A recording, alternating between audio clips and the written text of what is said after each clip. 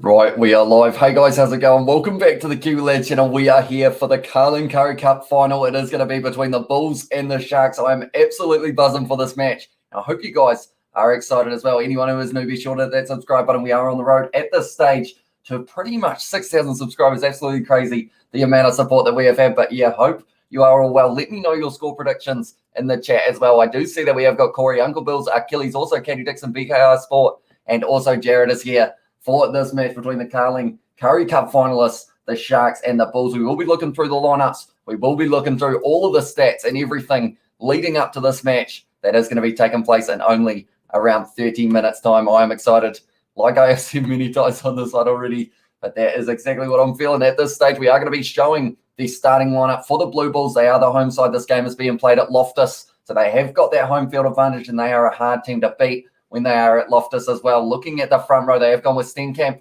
Then it is going to be in the number 2 jersey. Actually, the first change for the Bulls in the starting lineup. Instead of who they had last week, I believe it was Stalker Rasmus. Now they have gone with Joe Funsela, and then it will be Mornay Smith at number 3. Looking at the locks, it's going to be Janko Swanepoel and also Rowan Nokia, who will be linking up there nicely. And Rowan Nokia at the moment, he is playing some very good rugby recently, so I'm excited to see what he can do in this final. Then you've got big physical forwards here in the loose forward trio. Marcel Kutzer, the captain, and then it is going to be Arnold Borta and also Heinrich Lowe, who will be making up the rest of that loose forward pack. Then we have got there Zach Berger going to be starting at 9, Christopher Smith starting at 10, and there's an interesting reason for that, and it is because it was going to be maybe originally Johan Horsen, but unfortunately testing positive for COVID-19, which does mean he is ruled out of that starting lineup. So Christopher Smith, and something that I always say about Christopher Smith is the fact that he's got a very good territory game when he needs to get those kicks into touch. Of course, this competition, because it started before the 1st of August,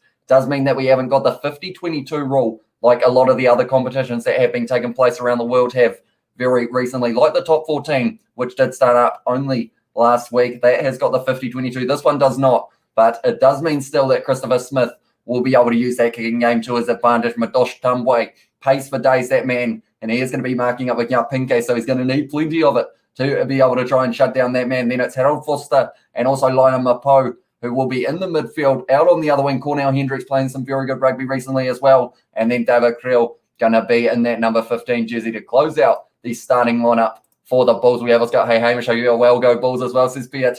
And welcome into the live stream, mate. I am absolutely excited for this game. I've said excited.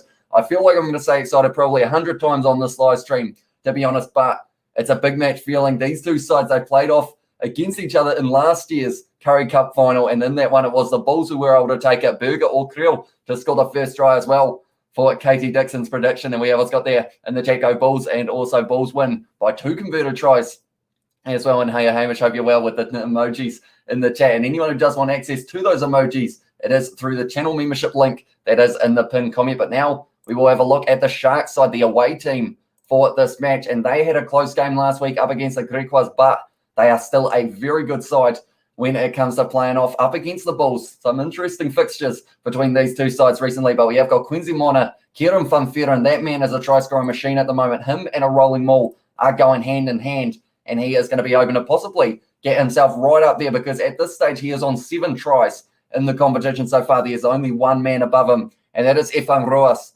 of the Western Province, but he is not playing in this match, so it does mean that Kieran Funfera has got the opportunity of being able to overtake him. Thomas Atoy going to be starting in the number 3 jersey as well. So they've actually gone with 2 changes in terms of the props. Last week, I believe it was the 2 Machunus who were going to be 3 and also 1, but this week decided to go with Morna and also Atoy. Then looking at the locks, and tell you what, LaRue Roots, I Luna's height last week, he's about 6'8". He is an absolute unit of an individual, and he is going to be dangerous for that rolling maul, and also just because of the fact that he is 6'8", and it's very good height to be. If you don't want to be a lock, that is for sure. Then it's going to be Gerbrand Grobler who will be linking up with him in the locks. Then we have got Dylan Richardson, Henko Fenta, and Pepsi Boudelese. And Pepsi Boudelese in their number 8 jersey, he is going to be the captain for this match, and he is just an absolute young talent coming through the ranks. And I feel like within a few years, maybe he could even have that green and gold jersey on. That's how well he's playing at the moment. And he's got that captain's quality, even though I believe he is only 22 or something ridiculous like that. But he will be able to lead from the front and be able to help get the Sharks an away win up against the Bulls. And it's going to be Sonali Nahumba who will be starting at number 9. Lionel Cronje once again getting the nod and number 10, who also likes to dabble in a bit of a territory kicking game. So him and Chris Smith will have a very good battle in that regard. Thika Abraham's quick, cat-like agility from that man, who will be hoping to tick over a couple more tries. I believe he needs 2 or 3 to be able to catch Kieran Van Veeren, but he's got the ability to be able to do it in one game. Marius Lowe at 12 and Werner Koch on the outside at 13. Pinke, like I mentioned a little bit earlier on, at 14 for this match, and then Kuhn Bosch going to be starting at fullback. So that is a pretty good combo as well for Cronje and Kuhn Bosch when they are hand in hand. We have got their Sharks by 20 as well. Says Jacqueline, and also we have got good evening from Muscat. Go Sharks, been an expat for 14 years, but from Zululand as well. Thanks for the commentary, Hamish, says Joss Pike. No worries, mate. Thank you very much for tuning in. Take a shot. Every time Hamish says excited, you would be absolutely intoxicated before the match even starts. Maybe even before it's about 15 minutes away, because of the fact, I was about to say it again, I am ecstatic. How about that one? New word there. Ecstatic for this match to take place between these two sides. I've been getting up for every game of the Currie Cup in the last few rounds, including the semi-finals that we got to see last week, which we will be looking through the fixtures and the results in that regard in just a short moment. But first, we're going to have a look at the benches now for the Blue Bulls. It actually had listed 2 different players who could be playing the number 22 role for this match. So it is going to be Vessels, also Matanzima, Van Rooyen, Duplessis, then Steenkamp, and also Johannes Kutzer, or it could be Kombrink, and then Stravino Jacobs in that number 23 jersey. Then looking through the Sharks, it is going to be Usta, Machunu, Timbalani Boli, then Reniel Chichu, and then Lepu on debut. Now, tell you what a game to have your debut in, a Currie Cup final for the Sharks. I mean, his first name is Lucky. Maybe he will be lucky enough to get himself a few minutes. Could even grab a try as well in this match later in this one. Jeremy Ward at 22, very solid individual there in terms of joining into maybe the centres they would have him go into, and Anthony Volmink, also very talented and a dangerous man to have coming on the field a little bit later on in this game. But I am just getting the lineups up as well on me device. That doesn't seem to want to like me today for some reason. They've decided to change the format that you can have a Google Drive. Normally I have it all typed out and I've got that same one, but for some reason I can only see 15 names at a time, or sorry, 14 names rather than 15, which is kind of weird, but we'll go with it. We will just go with it, ladies and gentlemen. But now looking through and seeing how the Bulls have been able to just go with it and make their way all the way to this final, we will have a quick look at their original fixtures, and it wasn't a good start for the Bulls in this competition, and that is for sure. Western Province were able to beat them 48 points to the 24, so it was a pretty good game for the Western Province there. The Bulls not getting off to the greatest of starts, but then from there they were able to win that game up against the Pumas in the second round of the Currie Cup. Then we had the cancellations, 3 games in a row cancelled for the Bulls, and then we roll over. They were able to beat the Lions. They were able to beat the Western Province. Now, that's a stat there, or that's a match there, I should say, that is worth noting, and that's the fact that the Bulls were able to lose. That sounds like a weird way of wording it. They actually lost to the Sharks. And now if we look through this one just a little bit earlier on, as you can see, the Sharks versus Blue Bulls game was cancelled. So there has only been one time that these two sides have played this year, and the Sharks were the team that were able to get the win. Now, the difference there is because of the fact that it was a home game for the Sharks. This one is going to be an away game, and we will have to wait and see whether or not that will impact anything in this one. Blue Bulls, 56 points to 33 up against the Griquas. Good score there for them in that regard. And then also, once again, having a good win over the Lions. Looking through a few more of the more recent fixtures that they have had, they were able to beat the Pumas. Close game, though, and then a close game up against the Cheetahs. Then we got to the semi-final, and they were able to beat the Western Province, able to avenge that loss that they had in the first round. And then, as you can see, the game taking place 3 a.m. New Zealand time. We are currently sitting at 2:34 a.m. New Zealand time. So I'm not sure whether or not sentences will be able to work for myself at the end of this one, but we'll have to wait and see. Hopefully, we'll be able to work, go all right, I should say. Sebastian has said, hope everyone's doing well. Big love to all our South African brothers tuning in for this exciting Currie Cup final. Exactly right, mate. I have no idea what to expect from this game, because the Bulls, they play good rugby. The Sharks, they play good rugby. When these two sides play off, all I know is that there's going to be some sore bodies, because these guys will just whack into each other. Like we've seen the return for the Springboks of Dwayne Vermeulen. He is a perfect example of someone who did play for the Bulls and would just throw the body on the line, and they've got some good loose forwards. The likes of, in this match, they have got Marcel Kurtzer, the captain, also Arnold Borta, Heinrich Lowe. Those three will just keep on hitting the ball up when they need to, and that is exactly what you need from those big forwards, and that's what they're going to need to do up against the skilled individuals in the Sharks forward pack. Looking at the Sharks results, once again, the Western Province, tell you what, the Western Province were a bit of a bogey team for both of these sides, by the looks of it, because of the fact that early on, the Western Province were actually able to beat the Sharks as well. I remember rightly, the Western Province actually first 2 games of the competition, they won them both. And then I'm not too sure where it went from there. For the Western Province, they were almost able to get into the final, but they had to play the Bulls at home at Loftus. And that was the game very recently where the Western Province were quite able to get the job done. And then the Sharks, in their semi-final game, they actually had to beat the Griquas, who they did have a decent win with over round 1. Looking through a few more of the later fixtures, and the Griquas were actually able to beat the Sharks on the 1st of August on the Sunday. And it was an interesting fixture, that is for sure. We've had a lot of upsets, but also a lot of very close games in this Carling Currie Cup so far, which makes the competition just that much more fun to be able to witness, because you never know who's going to win it. And that is why I have no idea who is winning this game. But do let me know in the chat your score predictions for this match between these two sides, because I have a feeling could be either, we've got 2 options here. I think it's either going to be a very high scoring match where we get to see like 8 or more tries between the two sides, or it's going to be a low, grindy affair between the two sides, and we're going to have maybe only a few points difference right up until the final moment where someone might be able to steal it with that penalty right at the end of the game. But as we can see here, a couple of close games for the Sharks, and they actually lost twice to the Western Province in the kind of group stages of the Carling Currie Cup. Then you see the Griquas were almost able to beat them in that semi-final, but the Sharks, they were able to hang on. They chose their moments in that game to be able to have a big impact. And because of it, they have made it through to this final where they will be facing off up against the Bulls, who did finish top of the table as well. As we can see here, 49 points in the end. They were sitting on 40 for the Sharks, though. So they finished second overall. Griquas, Pumas, and also Western Province all very, very close together. But in the end, the Griquas and the Western Province were able to just sneak it. And that was due to that Western Province bonus point up against the Sharks as well. So the Sharks at this stage, they are the underdogs, but they can easily win a game when they do find a bit of form. We have got Big Love Katie Dixon wishing the Eagles the best tonight, or the best of luck against Canada tonight as well, says Sebastian. I'm a little bit annoyed that they're still not showing those games on New Zealand television. Like, we had the qualifying matches when it was Tonga versus the Cook Islands was one of the games that we did get to see here, but we don't get to see USA versus Canada, although Canada actually winning that first match, I did see, which was very impressive from the Canadians. We have got the Bulls are going to smash the Sharks as well. Says Steve, do let me know your score prediction, mate.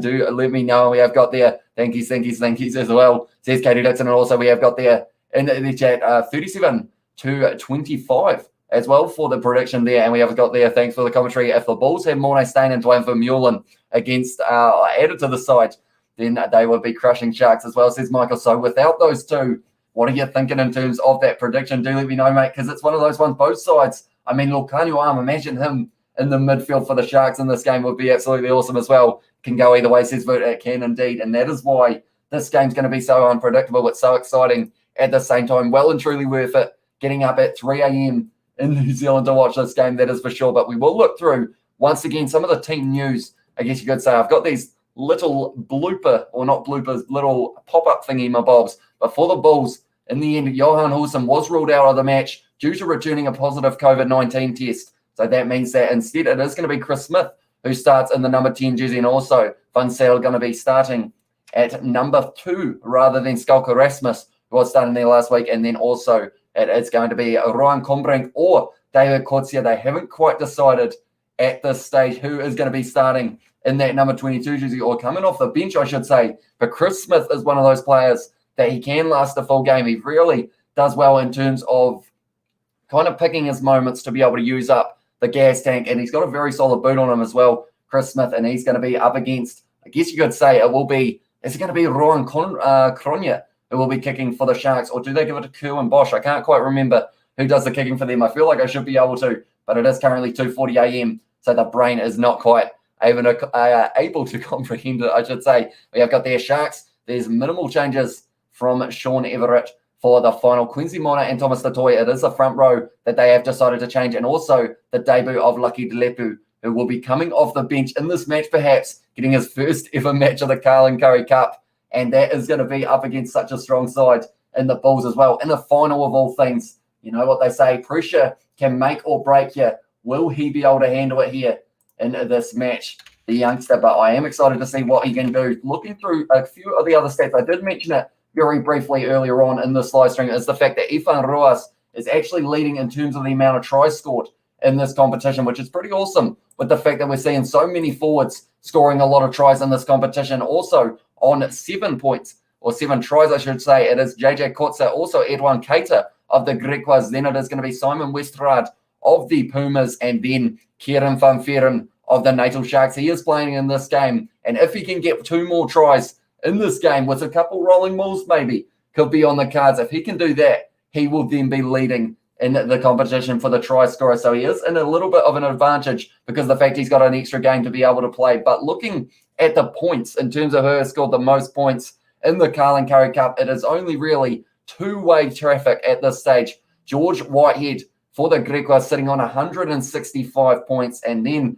it is Tim Swill of the Western Province who is sitting on 150. Followed by the closest one for anyone in this game is actually Johan Olsen, who isn't playing in this one. He is sitting on 99. So Whitehead and Swill just absolutely running away with it in this one. But a few of these interesting stats looking at the game so far in the Currie Cup for this year. We've had an average of 6.61 tries per match. And that is a stat that just absolutely gets you excited because of the fact we've only seen 1 drop goal in the whole competition. The rest have been tries and penalties and whatnot, but there should be a few very good moments throughout this match, that is for sure. We have got in the chat Bulls by far the best as well, says Johnny Douglas. And also we have got in the chat, I'd say the Blue Bulls within 7 points. I think it's going to be a South Africa fashioned close contest as well, says Sebastian. I hope it is, mate. And the Bulls 26-12 for Michael Roberts. And we often, I'm not sure where that accent came from, but we often also ask the question, who is scoring the first try in this match in terms of the player, not just the team? We make it even tougher. And for myself, I'm going to pick one from each side who I think will be able to score the first try. And I'm actually going to go with the 2 number 11s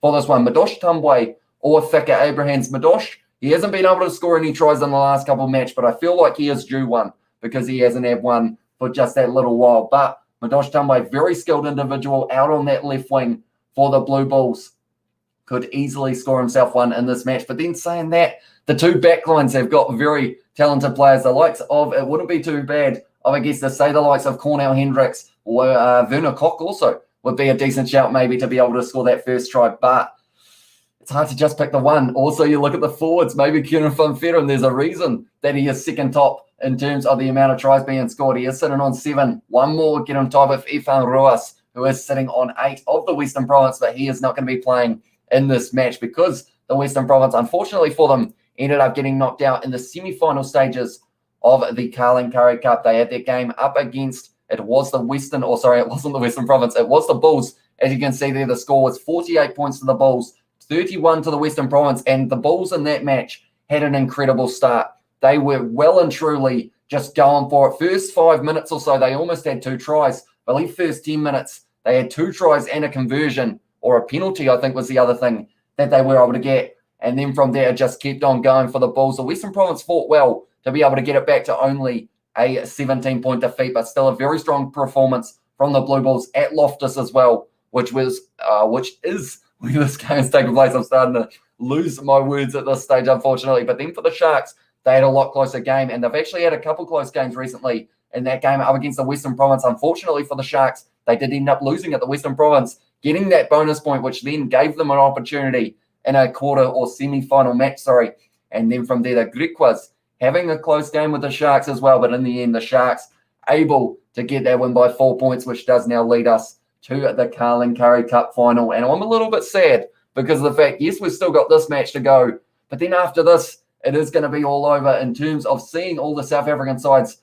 play off in the Currie Cup. But there is a good bit of news as well, and that is the fact that the United Rugby Championship is going to be starting up not next week, but the week after. And what is going to be happening in that competition is the South African sides, the Bulls, the Sharks, it will be the Lions, and also it will be the Stormers. They are all going to be heading north and also going to be playing some games in South Africa for the United Rugby Championship up against the Pro 14 sides, the likes of Leinster, Munster, Ulster, Zebra, I think they're even playing in a couple of those matches. I'm trying to think of other sides. Scarlets also. Who else is up there? Glasgow is another side, but pretty much all of the sides from the Pro 14, they are going to be playing off up against these sides from South Africa. And we are going to be covering all those games on the Kiwi Lads channel as well. So if you are new, be sure to leave a like and subscribe, because we are going to be covering as much South African rugby as we physically can. All these games are on in the middle of the night, but I haven't missed too many of them, that is for sure. We did all the semi-finals, all of the last 2 rounds of the Currie Cup as well. We haven't been slowing down, and the United Rugby Championship will be no different, so that we can keep on bringing that live commentary. We have got the URC Boomfa in the chat from Sebastian. And I'm excited for that first round, because the first round, it is going to be the 2 big matches. It's going to be Leinster taking on, I think Leinster have got the Bulls straight away, and then the Sharks are going to be taking on Munster. So those are pretty much the 2 biggest matches of the United Rugby Championship in the first round. And it is going to be absolutely awesome. But we're also going to get to see the South African sides play off against each other in that United Rugby Championship, alongside playing all of the sides from the Northern Hemisphere once. So it does mean we're going to get to see some unique matchups that we haven't seen before. And I feel like this is the perfect time to talk about it as well, because both of these sides, the Bulls and the Sharks, are both in the United Rugby Championship. And it should be a very awesome competition. We're seeing a lot of players from South Africa heading over to Japan, though, for the top league that is going to be starting up early next year, I believe, is when that one's going to be kicking off. Relatively similar time to Super Rugby Pacific getting underway. But I did see as well, something else to mention is the fact that the Barbarian side has started being announced. And the pretty awesome thing about that is we have seen straight away Malcolm Marks, Pablo Matera, and also Dwayne Vermeulen all going to be on the Barbarian side to face off up against Samoa as their first opponents. But when you got those 3 on the side, you almost don't even need the other 12 players out on the field. They are dangerous enough as themselves. But we're going to get to see that as well taking place. We have also got there South Africa versus New Zealand would be great. New Zealand lives rugby as well, says Michael Roberts. We do indeed. And that game is going to be taking place in only a couple of weeks' time. So we have got the game this weekend, this game tomorrow, I should say, or later on today, I guess you could say, because of the fact that we are sitting at 2:47 a.m. here in New Zealand. But we are going to get to see the games between South Africa and Australia. That's going to be an interesting contest taking place tomorrow. Also, Argentina and New Zealand. Then we repeat that the next week. And then after that is going to be in the situation of being New Zealand versus South Africa for the 100th match between the 2 sides. It's going to be a physical contest, that is for sure. It's going to be an exciting one. At the same time, Sebastian has said, I'm looking forward to Leinster versus Munster and Benetton versus the Bulls. There's a lot of unsettled business around these contests as well, says Sebastian. Yeah, that one, but Benetton and Bulls, of course, was the final of the Rainbow Cup. And in the end, Benetton actually able to get a comfortable win in the end. So it's going to be interesting to see whether or not that would be the case again, dependent on where that game's being played. I'm not sure whether that's going to be taking place in South Africa or whether it is going to be in Italy once again, like it was last time. We have it's got there in the chat. Yes, people, what's going down in Kiwi Lad down. As I read that really strangely, kind of ended up putting the commas in the wrong place. But at this stage, we are sitting in the middle of the night. Everyone else is asleep, but there is no way that I was going to be sleeping for this game, because it is going to be an absolute belter between these 2 sides, the Sharks and the Bulls, in the Carling Currie Cup Final. But I hope you are well, Thick Boy. Do let me know what your score prediction is for this game. I heard you have a podcast. Should I give it a listen as well, says BKR Sport? You do one better, Mr. because of the fact that you actually you get to talk into the podcast at the time that it's being recorded. But anyone who hasn't seen the Rugby Down Under podcast, the pinned comment does have the link to the Spotify page. And from there, you can watch us talk all things World Rugby between all of these sides that are going to be taking place in the near future. The likes of the Rugby Championship sides. Also, a little bit of Gallagher Premiership, I think, might be mentioned there. Top 14. Just a little bit of everything in the World Rugby rankings. But be sure to check that out. And hey, as well, from Katie Dixon. I'm actually, at the same time as this one is loaded in, we have got the game that's taken place between 2 of the top 14 sides. And I believe the side that is supposed to be winning is winning. So that is always good to see. We have got their big love, Thick Boy, and BKR Sport. Hope you're well, lads, as well, says Sebastian. And it is awesome to see so many of you here before the match has even kicked off. Once again, for you guys who are just tuning in now, if you are new, be sure to hit that subscribe button. We are just going to be showing the starting lineups once again for this match. It is going to be, first of all, the Blue Bulls, the home side. It is at Loftus, so they have got home field advantage. And the interesting stat is the fact that they have only played the Sharks once in this Carling Currie Cup, and the Sharks were able to win that game by 7 points. So is this one going to be the same? That's a big question. But for this one, they have got Gerhard Stenkamp. I always mess up that name. Also, Joe Van Saddle and Mornay Smith as the front row. So just the one change there was Skulker Rasmus last week in the number 2 jersey, going with Van Saddle for this one. Janko Swanepoel and also Rohan Nokia going to be starting in the locks for this match, and it's going to be quite exciting to see Rohan Nokia go up against the likes of Gibran Grobler, of the Sharks, because these guys are very physical. We know one thing about the Carling Currie Cup, and that is that players go out there and they hit each other hard, and that's what we're going to get to see throughout this whole match. Marcel Kutzer, the captain, sitting at 6, Arnold Borta and also Heinrich Loh going to be starting this match at number 8 off the back of a scrum. That man can be dangerous, and they will have to shut him down early, the Sharks, or else he can really get that go forward going. Then Zach Berger starting at 9. Chris Smith going to be starting at 10, and that is because Johan Huysen actually ended up in the situation of, unfortunately, he has tested positive for COVID, so that is the reason behind him not being there for this match. But instead, it is going to be Chris Smith, who will be starting at 10. Territory game is something that he loves to play, Chris Smith, and he will be hoping to use it throughout this whole game, perhaps definitely in the later stages if he isn't taken off the field. Madosh Tambwe starting at 11, fantastic player, brilliant pace, brilliant agility, and he will be one of those guys that they've got to watch in this match, the Sharks. Harold Foster having some very good form recently alongside Lionel Mapo, who is also in the midfield and also able to run the ball hard at the line when he does get the opportunity. Cornell Hendricks, great form as well. Most of these players at this stage, I guess you guys are probably guessing it at this stage as well, that they are in good form. And that is why this match is going to be so entertaining between these two sides, because all of these players seem to be finding their peak right at the right moment. And David Creel going to be at number 15 as well. So that is the starting lineup for the Bulls in this match we have got there in the chat. I think it is safe to say that the Bulls are the best team in the world as far as I know, but I do not think there is any question that the Sharks are going to be up for this one, says Blind as well. And also in there, I was good until my team lost an elimination final on the Siren today in the NRL. But outside of that, just loving sport at the moment, man, as well, says Big Sport. And also we have got there in the Titans fan here, I feel your pain as well, says Sebastian. And also we have got Troy streaming, 500 people watching that. It was possibly the toughest game I've ever watched in our history as well, says Big Sport. Yeah, that is one thing that unfortunately you can't really hide in terms of the fact that like everyone could see your reaction to those games. So I'm sure you wouldn't have been too happy at the end of that game. But looking at the Sharks, hopefully they will be happy at the end of this game if they do have a good performance here. Quincy Mona and also Kieran Van Ferren and then Thomas du Toit. Now, Kieran Van Ferren sitting on 7 tries so far in this Carling Currie Cup. If he gets 2 more, he is the top try scorer of the whole competition. If he gets 1 more, he is equal with the Western Provinces. It is going to be Ifan Roas, who is sitting on 8. Then Quincy Mona and Thomas du Toit both getting thrown into the starting lineup. It was Machunu and Machunu last week, but instead now Mona and du Toit get the opportunity. LaRue Roots, big individual,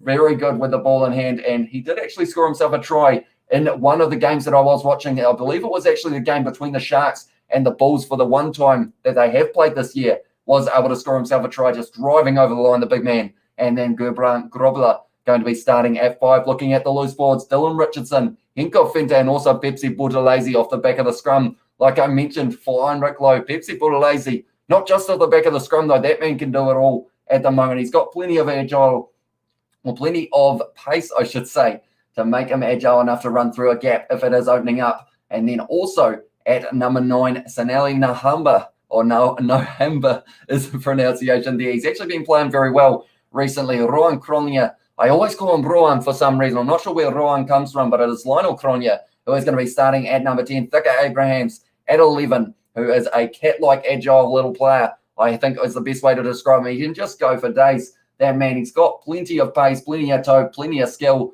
plenty of tries as well in this Carling Currie Cup, and he will be hoping to add 1 or 2 more to it in this match. Marius Lowe at 12, Werner Koch at 13. Then it's going to be Magnus Poitgeiter. That's not the name that is there. It's Jarpinke, who should be there for some reason. Who is Manus Poitgeiter? I'm not too sure who that is, but he's randomly popped up on in terms of the names that I have got on my team sheet. But I know it's Jarpinke in the number 14 jersey, and then Kuan Bosch going to be starting at number 15 for this match. We have Scott, tell you what, we've got a lot of you in the chat at the moment. I do appreciate every single one of you for being here. We have also got there to win by 8 as well. Says it Goose versus Cell, or Goose Fincell maybe, in that situation for the Sharks to be able to win it. And we have got their Blue Bulls as well in the chat from Johan. And it is also Thick Boy. I said, oh, good brother, how are you doing? Or how are you keeping, pal? And what's the score? Has it started yet? So, I can't speak anymore. I'm too excited. We're getting close to kickoff. 5 minutes away, Aiden, till this match gets underway between these two sides. And go Sharks, you are the best. Bulls 23, Sharks 26 for Eddie's prediction. And hey, mate, my cousin went to the AB's game in Perth, the one that was having a baby as well, says James Gordon. And I did see, speaking of babies as well, Sam Whitelock's not going to be returning to the All Blacks side until after all of the rugby championships. So Brodie Retallick and Ardie Savia, they may be captain for a bit longer. He has decided that there wasn't going to be enough time to be able to turn around and be able to play in that game, with the second one being between the Springboks and the All Blacks as well. We have got the 80-11 in Dream World. It's all Bulls today as well, says Johnny, and also can't wait going to the games tomorrow, Hamish, as well, says Aiden. So hopefully they will be very good ones as well. And that's the best thing about the Rugby Championship with where it is being played, is the fact you can kind of go back-to-back games. You get to see both the All Blacks Argentina and the Springboks taking on the Wallabies, and what a game that's going to be as well. Come on, you Sharks as well, says Mark Smith. And also we have got their Sharks to Pit Bulls by 2 as well, says Ray. And also we have got in the chat from Flickboy, the Sharks were horrible against Western Province and not much better last weekend against the Currie Cup. Bulls are the form team for me. I'm sitting on the fence with this one. Could go either way as well in the chat. And that's the thing. Couple close games for the Sharks. Like you mentioned, they had that loss to the Western Province, which did end up giving the Western Province the bonus point that got them into the semi-final matchups. And then last week, beating the Currie Cup 28 points to 24. So still very close, whereas the Bulls were able to run away with their game and win it by 17 up against the Western Province. Although one little bit of a bonus for the Sharks is the fact that the Western Province was still able to score a total of, I believe, 31 points up against the Sharks, or up against, the Bulls. So that is a little bit of a confidence builder for the Sharks in this one. Looking at their benches, though, they weren't able to decide who they wanted in the number 22 jersey, the Blue Bulls, but instead it does mean that it is either going to be Kutsa or Kombrink. They weren't actually probably planning on having either of them there, but because of Johan Husson out, because of his COVID positive test, did mean that Chris Smith moves into the starting lineup, and instead it is going to be one of Kutsa or Kombrink. Sravino Jacobs, good player to watch out for in the later stages of this game as well. And also, I would say out of those guys who are there, I would say maybe it would be Keegan Johannes is another player who I'm looking forward to seeing late in this game when they decide to take off Zach Berger. Looking at the Sharks, though, they've got a debut. It is Lucky Delepu, and he is going to have a lot of luck on his side for a match up against the Bulls in a Currie Cup final of all times, for the coach to say, you know what, you're going out there and you're going to be trying to get us the win in the final moments of a game. A lot of pressure on him, but you know what they say, pressure makes a diamond. And if he can have a good game here, perhaps he secures himself a spot in the bench or the starting lineup in future weeks as well, heading into the United Rugby Championship, where we do get to see these South African sides playing off against all of these opponents. Absolutely awesome indeed. But at this stage now, we aren't too far away from kickoff. It's going to be very close for this Currie Cup final. They have actually made their way out onto the fields. We are only going to be a couple minutes away from this game getting underway, and I'm absolutely excited. Also, Jeremy Ward and Volmink, 2 players to look out for. Rene Alhuhu and also Timbalani Boli. Tell you what, you could almost list the whole Sharks bench at this stage for who would be a dangerous player. Which, there's a lot of chat at the moment, and I do appreciate every single one of you for being a hi, Hamish. Looking forward to a great game of rugby with top-class commentary. Give the like button some attention, guys, as well, says Russell. And also we have got there who is the best player in the Currie Cup this season, and why was it? Michael Hooper? Well, Hooper, at this stage, he's going to have a good game up against the Box. Best player, it's a hard one. You have to say Ifan Ruas is up there because of the fact that he has been able to get so many tries. He's had 8 so far, and he is a number 8. So all of these guys who are scoring tries are pretty much forwards, which is absolutely awesome for them. But then also you'd say George Whitehead, with the leading point scorer, I believe he's sitting on about 165 points, and he is leading the way very, very much so. I believe it's a 2-horse race, but neither of those guys are going to be in the final. The only player who could catch them was going to be Johan Husson, and he had to score about 60 points in this game to be able to do so. But the teams are running out at the moment. The Blue Bulls, they are at their home ground of Loftus. The blue seats are all around. There aren't seats that are full, unfortunately, in this game, but they are showing Madosh Tambwe. Can that guy get himself a try in the early stages of this one? We have got there, press F to join the Rugby Mafia as well, says Katie Dixon. And also we have got there, I thought you said Blue Bulls then. That's something totally different where I come from as well. Says Nick Boy, it is here as well. So hopefully Blue Bulls. I tell you what, with the Kiwi accent, it doesn't quite work out with trying to say it in a way that doesn't sound like you're saying something provocative. But at this stage, we are getting close to the kickoff, ladies and gentlemen. If you are new to this channel, be sure to hit that like button. Also subscribe if you are new. Like I mentioned, we are going to be covering the United Rugby Championship. We're going to get to see all of the sides taking part in that competition up against the Pro 14 sides.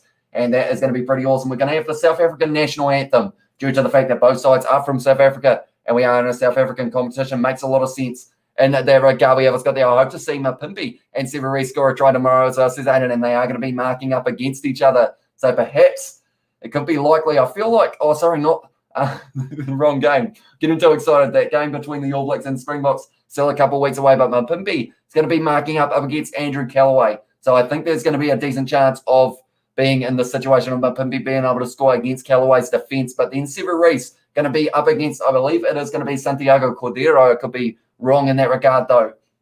Going to be a couple of good games tomorrow. The first one going to be taking place at 9:05 South African time. I will mention for you guys who are in South Africa, and we are going to be doing our live commentary for that match as well. So if you are new, be sure to hit that subscribe button, hit that notification bell, because you will get to see us upload that one or go live for that one as well. Bulls better win as well. Go my team for the Bulls as well, says Christian. Michael Hooper is the only all-right Australian player, but Artie Savia would crush Hooper as well, says Michael Robertson. Also, we have got there from Pete Gasport, who is, of course, in Australia, so he's not too happy with that statement. But Michael Hooper, I mean, he's going to have a hard day at the office. Like, when you look at the loose forwards that the Springboks have got, they've decided to go with Khaleesi, Mostert, and then Dwayne Vermeulen as their starting three. And then off the bench, you've got Mako, or you've got Van Staden. Also, you have got Jesper Wiese, and there is another whose name I can't quite think of off the top of my head, but I know that he's a very dangerous player.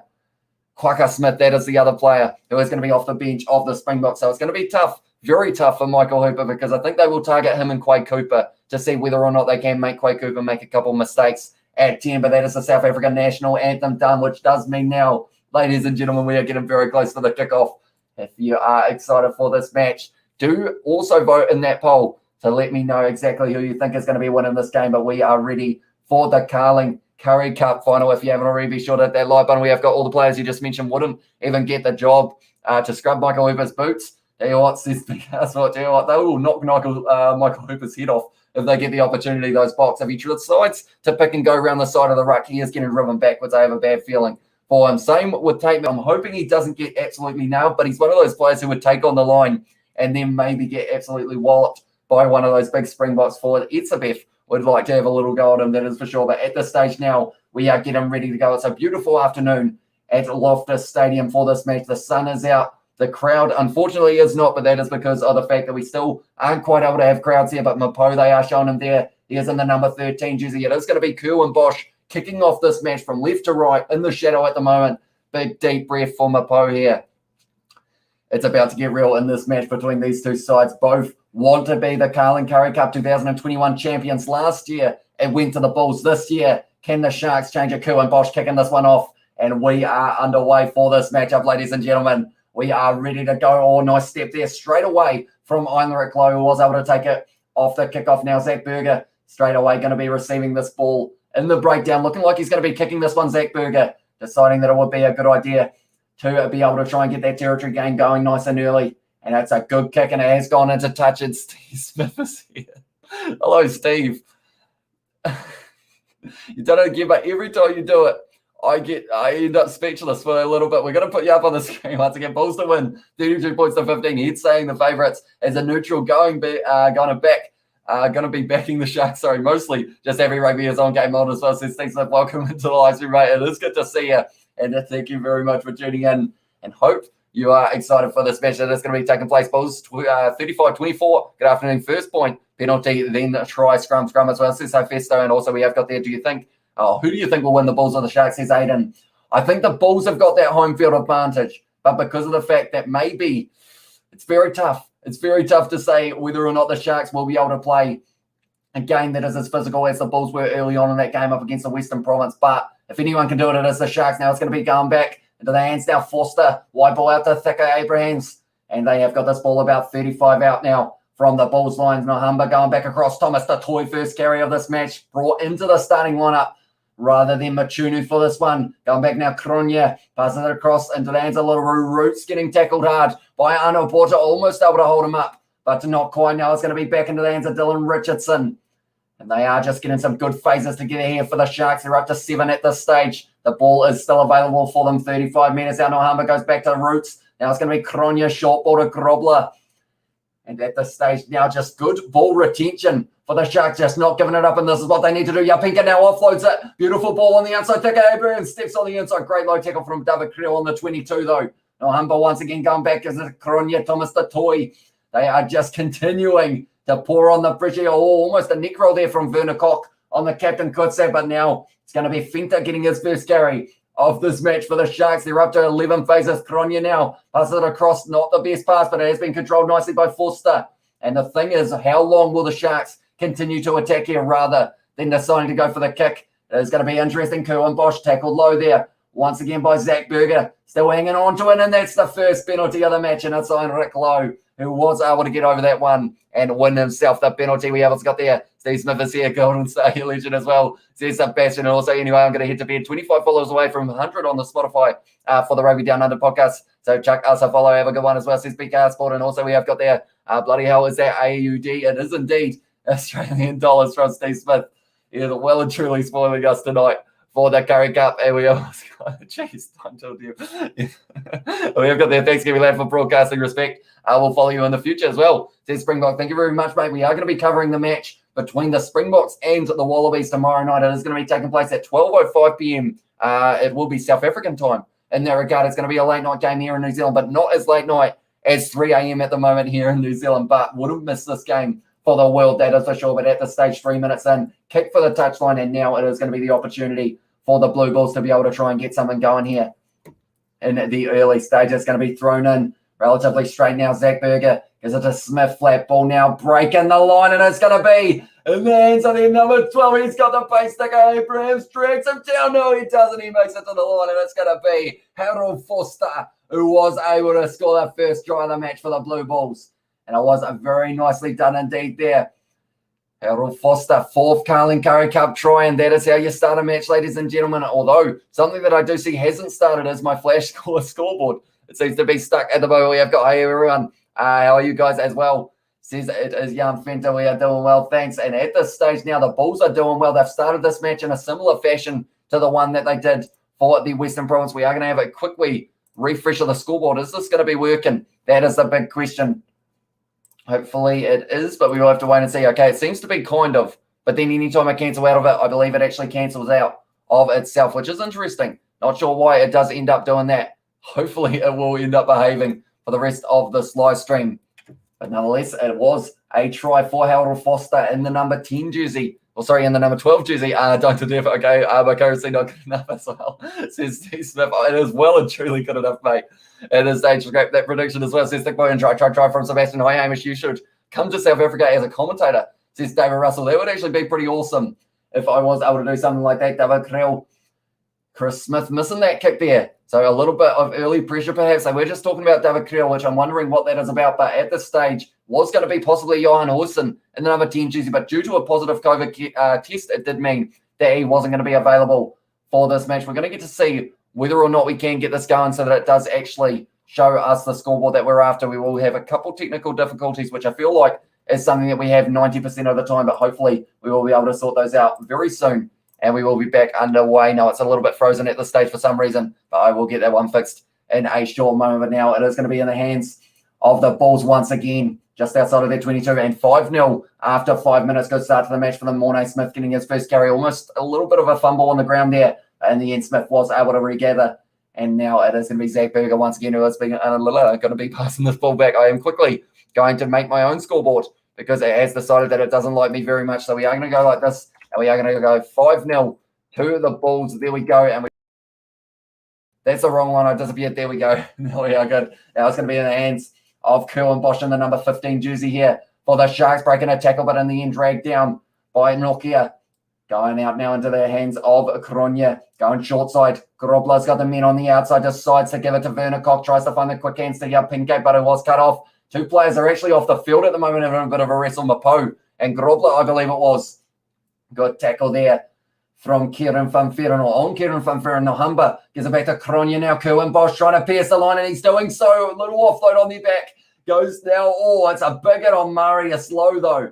Right near the touchline now. Thicka Abrahams going to get driven into touch. Couldn't do a lot about that one, and he was just getting yanked around by Yano Botta like he was a little child. But here it's got there in the chat. Go Bulls, go as well. Says Young Fit. I feel like it's now that the match has started. My brain has stopped working, unfortunately, in terms of the commentary. Hopefully it will run smoothly. I think it is these South African names that take just that little bit longer to be able to roll off the tongue. But now it is going to be the line-out throw for Kieran, or sorry, not for Kieran Van Feren, for Joe Van Seel. he will have the early opportunity to be able to get another line out right for the Bulls, and this could end up with another counter-attack for them. So we will have to wait and see whether or not that will be the case. But at this stage, the Bulls looking strong. Tell you what, though, the Sharks put in some good phases together. So I feel like it's one of those interesting ones that it's a little bit of a split. If the Sharks can pierce the line to the Bulls, perhaps they can get themselves a try. But if they cannot, could be in that situation of the Bulls being able to get themselves another one very soon, taken nicely there. Now it is going to be Zach Berger passing it back. Chris Smith going for the kicking game, putting it high, looking for a bit of space in behind, but it looks like it is going to be lined up by Bosch. No, taken beautifully by David Krill, but straight on the ball is Bosch, but not quite able to get that one. Counter ruck from Werner Koch, and he wins the penalty for the player leaving the feet. I believe it would have been number 14, Cornell Hendricks, who did end up leaving his feet. Although I was saying David Krill, but he was actually the man who took the ball. So I'm wondering how that works there. But yeah, I've got there in the chat from, that's a hard name, Crixonius. Hopefully I pronounced that correctly. Do let me know if I have got that wrong, though. We have got there. Are you going to do the Pro 16? I am indeed. Pretty much every single game that we physically can of that competition. Also the top 14, the also Gallagher Premiership, Rugby Championship, Bunnings NPC, and everything in between we are going to be covering on this channel. So if you are new, be sure to hit that subscribe button. We have got Bulls will target Bosch and Koch to win as well, says Michael Roberts. And also we have got there the Sharks emoji from Smith and the Bulls. From Kogas, 40 for the Bulls and 25 for the Sharks is the call from Jan Fenter. So it's still pretty split. If you guys haven't voted already, be sure to vote in that poll. But now rolling forward here, Kieran Van Veeren at the back. He has picked up 7 tries so far in this Carling Currie Cup, and it's moving forward very nicely here for the Sharks. Nahumba wants it at the back, but it is still going now. He has got the ball. Gives it back now, Maria Slow. Looping around was Kronya now. It's going to be Kerwin Bosch almost able to break the tackle once again. Of Madosh Dunboy going short side here. Yeah, Pink and lined up by Forster with a very good tackle. And now it looks like Werner Koch and also Forster just having a bit of push and shove as well. There's a lot of passion out there on the field at the moment. Kronya, little kick in behind, sees a bit of a gap, and that one is going to be rolling into touch 5 meters out from the line of the Bulls. Nice kick there from, it was Kronya. We have got there. Do you have New Zealand and Springboks winning tomorrow? As well, says Aiden. I think they are the most likely to. I don't see Argentina getting another upset, although with Argentina, nothing is ever impossible. I think out of the 2 games, I believe in terms of the odds, Australia are paying about $4 to the $1.25 of the Springboks, whereas it is Argentina paying $10. So there's still a few people who think that the Wallabies will be able to get that win over the Springboks. But we'll have to wait and see. The odds are in their favour in terms of the stats, but those stats are from 2018, which of course the Springboks are a different beast now. Having the World Cup, it's going to be a penalty for closing the gap there for the Bulls, so that is very useful for the Sharks. For the Bulls, because they are only a few meters out from their line. But overall, yeah, I think the Springboks are going to be able to win it. I'm not sure whether or not they can get that bonus point. I think it all depends on how well the Wallabies go early on in that match. That game is going to be kicking off at 10:05 p.m. New Zealand time, 12:05 p.m. South African time. As well, for those who are interested, we have got the Sharks in there from Malu as well. And also Jan has said Dunky Kobus as well. Dunky. I remember Dunky means thank you, I believe, if I'm not wrong. Maybe. I know about 3 words of Afrikaan. Yalika Ding is another one, which I believe means you good thing, if I'm not wrong. But now it's going to be a line out here for the Sharks. So far, 2 penalties against them. So the Bulls going to have this line out throw now. Going to the front once against Wanapul. Taking it nicely, and it's very nicely set here for the Bulls. They've got a lot of men committed to this rolling maul. It's not really going anywhere, though, so they're going to have to use it very soon. Funsell looking like he might break off the back straight through the middle. Was the man in the number 3 jersey, Thomas the Toy, almost able to keep that ball in there enough, and he has, and now it's going to be a scrum to the Sharks as well. So that is very good defense from them there. It's got the year correct as well, says Johnny Douglas. And also we have got competitions covered. Top 14 United Rugby Championship, the Rugby Championship, Premiership, Super Rugby, Currie Cup, Olympic 7, Six Nations, British and Irish Lions Tour, plus Kiwi Lads Gaming and Rugby Down Under podcast with BKR Sports, says Sebastian. Yep, pretty much that is our list of things that we cover. And also all of the other internationals that are taking place around November's looking good. Like there's going to be one game, or one day I should say, that the first game is going to be the Springboks taking on England. Second game is going to be the Wallabies taking on Wales. And then the third game is going to be New Zealand taking on France. Like that night, I'm not going to sleep because we're going to be doing live streams all through it. Pack weights here, 913 kgs to the Sharks and 876, I believe it was, for the Bulls. So a little bit of a difference there in the forward packs. We have got watch out for a big upset. Bulls go Sharks as well. And also we have got morning Hamish, mate. How are you? How are you here? All cool as well. Bulls are going for Bulls by 7 as well, says BDV. I don't know why I struggled so much to read that one, but I mean, it could be a very close game at this stage. 5-0 to the Bulls after 12 minutes into this matchup. Sharks have a massive scrum. They do indeed. They changed their front row. It was originally Machunu for last week's match up against the Griquas. Instead, now they have gone with Quincy Mona and Thomas Detoy as a little bit of a change. And Dunky is thank you. As well says Jan Fender and Go Sharks Go, says Eleni and scrums. Sharks have a massive scrum from time till death. But yeah, looking at that, having about a 40 kg advantage over the Bulls here early on. They will have to try and use it. But some of these matchups, Morne Smith up against Quincy Mona will be one to look out for in the scrum. Referee is looking very closely at the moment, wants to make sure that both sides stay on their feet. It's going down on this near side, and because of it, it is going to be a scrum reset. It was actually Quincy Mona and Morne Smith. That side of the scrum went down first. It looks like the boys are getting fired up in the front row. We have got Sharks by 4 as well, says Mark Smith. So very close game in that regard, if that was the case, and it could be. I don't think this game's going to be split by more than 10 points. I think even 7 points might be a stretch for this one because of the fact that both of these sides, they've had their time in terms of the Currie Cup. They've had some good rounds. Good rounds. I can't speak at the moment. They've had some good rounds. The Sharks, they haven't had their best in the last couple of rounds, but the Bulls have been finding a bit of form. But the Sharks, last time they played up against the Bulls, the only time that they have played up against them in this Currie Cup, the Sharks were able to get the win. So that is a pretty awesome one in that regard for the Sharks, giving them a bit of confidence going into this one. 14 minutes into this game as well. We haven't got the scoreboard because for some reason it doesn't like me, but I will try and get it up for the second half to see whether or not I can get the time working. Nahumba now, passing it back, straightening now very nicely. It is going to be, I see Mario Slow, but is that Jeremy Ward who actually started there for the Sharks possibly? Now it's going to be going back into the hands. It's Quincy Mona plays halfback. Is it now to Dylan Richardson running straight at Smith, but he is dragged down 30 metres out now for the Sharks. And Nahumba passes it back across. Fenta hit hard in that tackle by the Bulls defence. Nahumba now, Kronya gives it to Grobler. But at this stage, the Bulls, I don't know whether or not they've missed a tackle yet. They are just keeping them on the back foot of the Sharks when they're on the attack. Dylan Richardson now once again going to be dragged down. Nahumba gives it back. Werner Koch, almost a little juggle there, but he's given it a fun fair in the try-scorer machine. 25 metres out here for the Sharks once again. Phase after phase for them. Quincy Mona tackled hard by the captain, Kurtza. Little bit of a counter ruck as well from Nokia, but it's still on the side of the Sharks. Richardson now having another carry. They are just stopping them here. Very good defence from the Bulls. Kronya now gives it back to Pinke. Now it's getting dangerous. He has been dragged down, but they still are trying their best to be able to pierce that gap by the Bulls defence. It's going to be Dylan Richardson once again driving forward. Last time we got to this situation, the Bulls were able to get a not releasing penalty. Kronya gives it now into the hands of Jeremy Ward. They have been able to hang on to this one. 12 phases in a row here for the Bulls, or for the Sharks, sorry, at the moment. 15 minutes into this game. Thomas Detoy once again. Get in there, Karen Nahumba gives it back to Kronya now. Kuenbosch. Koch on the outside gives it to Van Veeren. Trying to break the line. Great low tackle from Chris Smith. And it's going to be a turnover for the Bulls. And because of it now, it does mean that they have been able to steal this one. This is great defence here. And going short side now gives it into the hands of Madosh Tambwe. Pearson the line gives it to Nokia on the inside. He's running out. He's trying to link up with Zach Berger. Selling the dummy. Throws it to him. What is he doing there? He was trying to link up with him. Big old Nokia, but he just wasn't quite able to. He has got the ball back as well there, Jeremy Ward. And now the Sharks are going to be on the attack. This is back and forth. I'm going to run out of oxygen if it continues at this pace. Nahumba gives it back to Kuenbosch, and he is looking downfield with a very big kick. There is no one back there at the goal line, but it is going to be in the in-goal. Is it going to keep on rolling? It's going to pull up inside of the in-goal area, and Cornell Hendricks puts it down.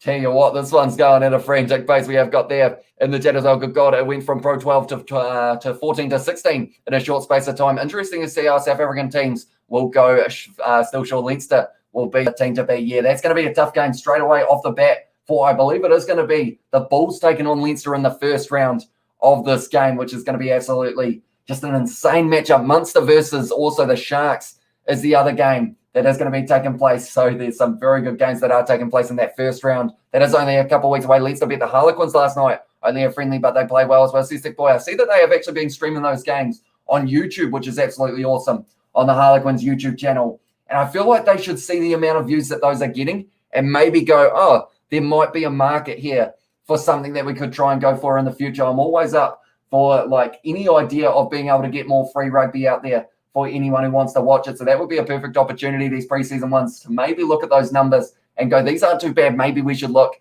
at doing the occasional game on YouTube as a live stream. Is going to be Zach Berger just outside of the 22, kicks it high. Thicker Abrahams trying to line it up, takes it beautifully there near the halfway line. And he is trying to pierce the gap, but once again, great tackle there from Arnold Borton. Now it's going to be LaRue Roots linking up with Yapinke. He's got the man on the outside, Jeremy Ward. Little chip on the inside. Yapinke's there, but it's taken by Madosh Tambwe with the mark. That was dangerous, though, from the Sharks. I'm liking the look of that attack. They've decided to go with more of that kicking game. Little chip in behind there was looking dangerous from Jeremy Ward, and Yapinke was almost able to link up, but Madosh Tambwe had a mark there. Mike has said go Bulls as well. I want Glasgow Warriors to win, though. I'm on the Warriors as well, says Steve Smith. There are some dark horses in that competition, and I think a lot of people looking at these South African sides going into it, they are kind of sitting, I would say, mid to high tier in terms of the rankings of that competition. Like, a lot of people think that they will be in those playoff games, at least the Sharks and the Bulls in that regard. But I'm looking forward to seeing some of these other sides that I haven't watched too much rugby of in the past to really get into that situation of it being able to learn as many names as possible. I only started following the South African rugby competitions earlier on this year, and I've already learned so much about these sides. The likes of Grobler just taking that line out throw, but it's going to be Kieran van Veeren now with the rolling maul marching forward for the Sharks. Looks like one of the Bulls players may have gone straight through the middle, though, and he has been able to drag it down. The ball is available for Nahumba, though. Or is it? It is not. So now it's going to be the scrum for the Bulls there, and that is the second time that we've seen that happen in this game. What a touch finder as well, says Untitled Chapter. And also we have got the Bulls from Johnny Douglas in the chat. I will mention anyone who is maybe short of that subscribe button. Also, if you do want access to those exclusive emojis that you do see pop past every once in a while, it is in the channel membership button, which is the pinned comment in the chat. And also, there is a link to a Rugby Down Under podcast that myself and also another Australian, or a Australian, I am not Australian, I am from New Zealand, but me and an Australian, we talk all things world rugby and everything in between.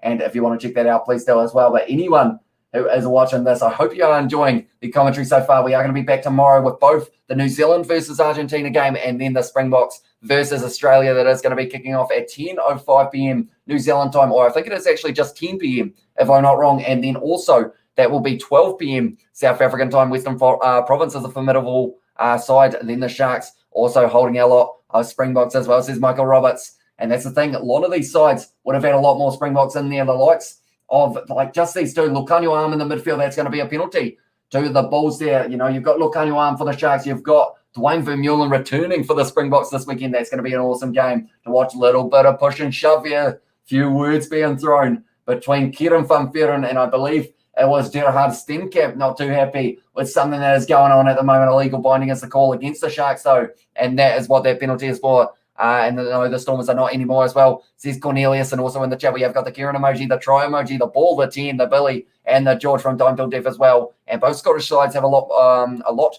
of making up to do with the last disastrous season as well, says Sebastian. And also we have got there in the chat, you know who want these emojis, says Katie Dixon. But yeah, that pin comment in the chat is the way to get access to those. We're going to be adding a couple more very soon. I wanted to add some special ones for the All Blacks versus Springboks game, but I think copyright might be a problem. So I think we're going to have to design our own All Blacks and Springboks kind of logos so that we can have them in the chat throughout their match. Going to the front there for the line out now, 40 metres out from the road line here. The Bulls have got the ball in hand. It's going to be a fun sell at the back of the rolling maul.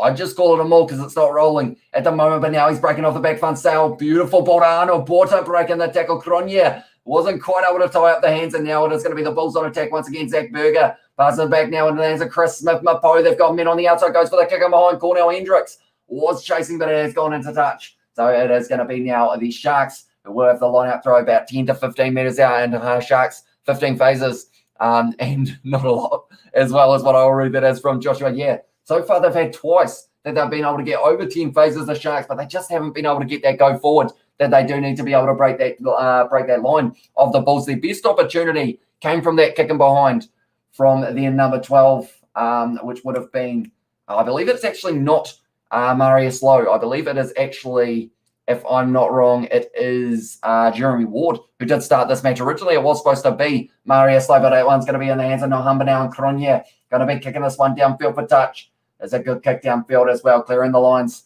of the Sharks, and now it will be the Western Province. That's not the team who are playing. It will be the Bulls who will have the lineup throw. I'm a huge Ospreys fan. There'll be a different team this season with Gareth as well, says Thick Boy. See, that's the thing. I find that it's pretty awesome that we've got so many people from around the world who follow these live streams, because when I do an Ospreys fan, or not an Ospreys fan, when I do an Ospreys live stream, you'll be exactly who I will be looking for all of those stats and everything that I need to know about those players who I maybe haven't heard too much about into the past. Now going in, once again, it is going to be taken by the Bulls now. Smith passes it across, good hands there. Mapo's driving forward, and it's going to be a missed tackle, and Mapo has put the shark fin up. He scored the try as well. It was a 2-on-1, and Thika Abrams had no choice but to commit to both, and because of it now, the Bulls have got themselves another try in the Carling Currie Cup Final.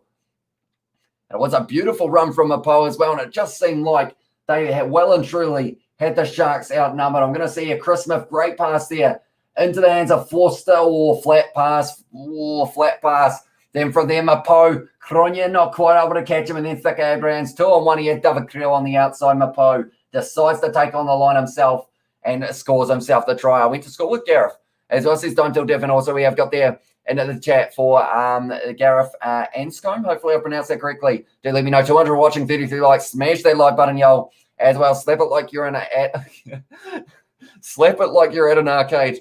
And this is your last token as well, says Katie Dixon. That is a new analogy that I haven't heard before, but I like it. Be sure to hit that like button if you haven't already. Currie Cup Final, 23 minutes through this one at the moment. There is a kick to come for the Bulls here, and it will be straight out in front for that man, Chris Smith, who will have the opportunity of putting it straight down the middle and making the score up to 12-0. Did miss the first kick. Chris Smith makes sure that that second one goes over, and now the score is going to be 12-0 to the Bulls after 24 minutes. Great start to the match, just like they had up against the Western Province in the semi-final. Let's go Bulls as well. Says Bertie V. Quay Cooper is back tomorrow night. That's pretty exciting too, says David. Oh, that's not David, that's Aiden. And yeah, that's going to be an awesome, I keep on saying awesome, but an awesome change to that back line of the Wallabies. I want to see if Quay Cooper can pull out that step that he has used to back in the day.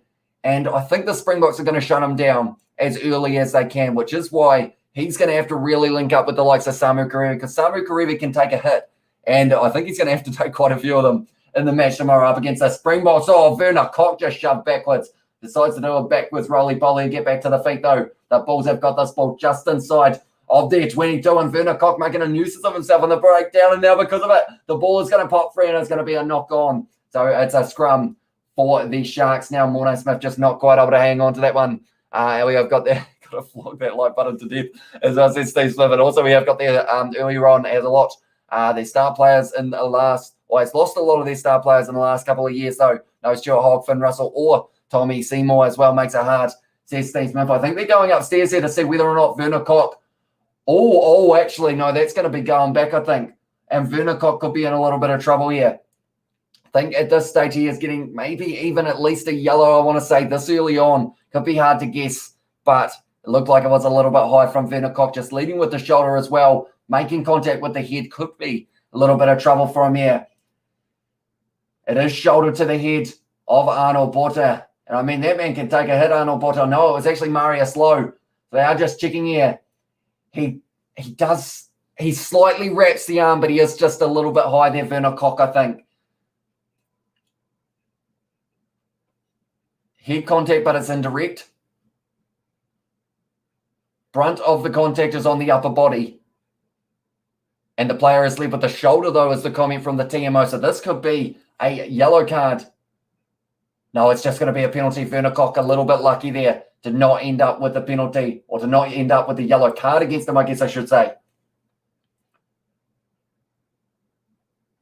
Okay, low level of danger up against Werner Koch there, penalty only. So that means that that scrum that they were able to earn themselves there, unfortunately gets revoked, because now Werner Koch is the man giving away that penalty, and that is something that the Sharks couldn't afford to do. They need to make sure they don't end up giving the Bulls too much of the possession, because we've seen here that the Sharks have had a lot of possession in the early stages of this match, haven't been able to turn it into any points.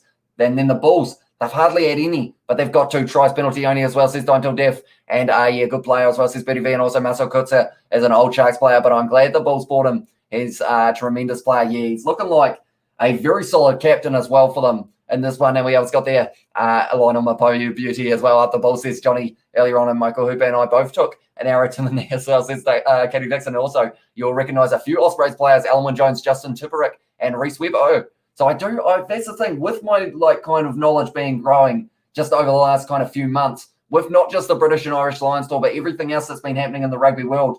I think maybe I know a lot more of these players than I give myself credit for, because I didn't know any of them going into early last year or early this year even. But I've been working out. I've been trying to learn as many players as I can. Even the top 14, I'm now recognizing players that I never knew that I would have any idea who they were. But now it's going to be straight through the middle. It's going to be the scrum feed for the Sharks there. The Bulls just not quite able to get the ball out of the rolling maul. So that is the third time now we have seen that happen in this match so far. Red card says Katie Dixon, and Sonny Bill rips the tag off the metrics as well, says Katie Dixon. Also, if that was Sonny Bill, instant red as well, says Untitled Chapter. It'll be interesting. Do you guys think we are going to get to see a red card in either the match between the All Blacks and the Pumas, or the match between the Springboks and the Wallabies? Do you think there will be a red card across either of those games? And if so, what one do you think it will be, and who do you think will end up getting it? Richie Graves under Ferguson. I like to say Ferguson. I think more Ali Price. I think they'll be competitive. And Finn Russell's a world-class outside half. Absolute pleasure to watch. Did he end up signing for one of those top league teams in the end, Thick Boy? Do let me know, because I know it was going to make him one of the most expensive players in the world.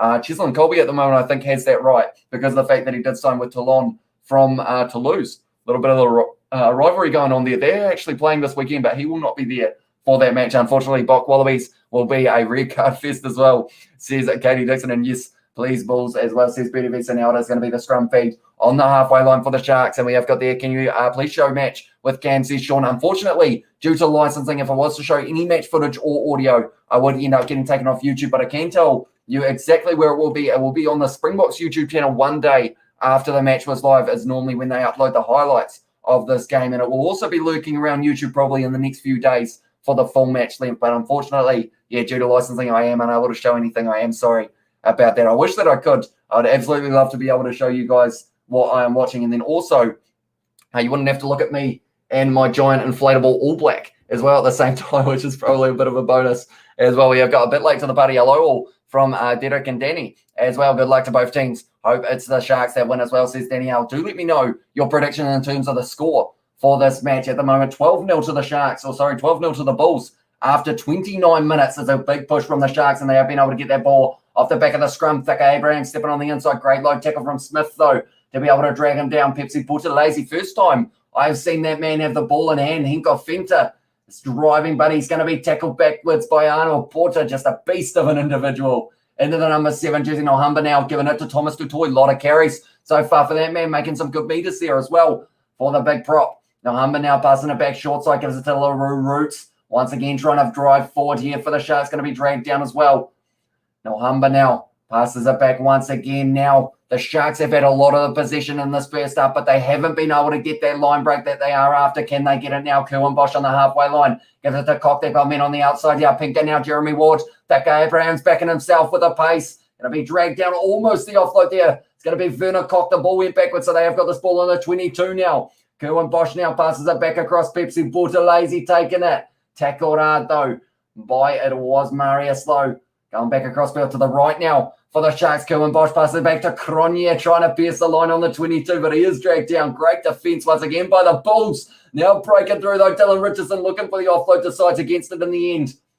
Number, once again, Cronje gives it to Henkoff. Fenta short side now. Tackled by Mapo. His knees are on the ground. They have to release him, and that is exactly what they do. They're up to 11 phases once again here.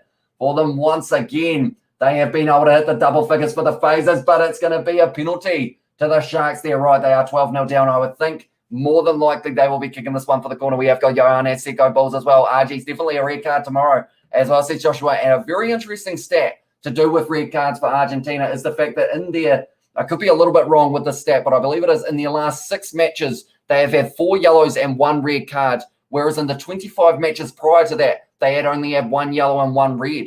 So they've really been ending up getting penalised maybe and ending up getting carded a lot more than they used to. But Pablo Matera has actually scored 3 tries from his last 4 matches. So I'm wondering whether or not he can get one up against the All Blacks in this one. But he is one of those players. He hasn't actually scored a try up against the All Blacks yet.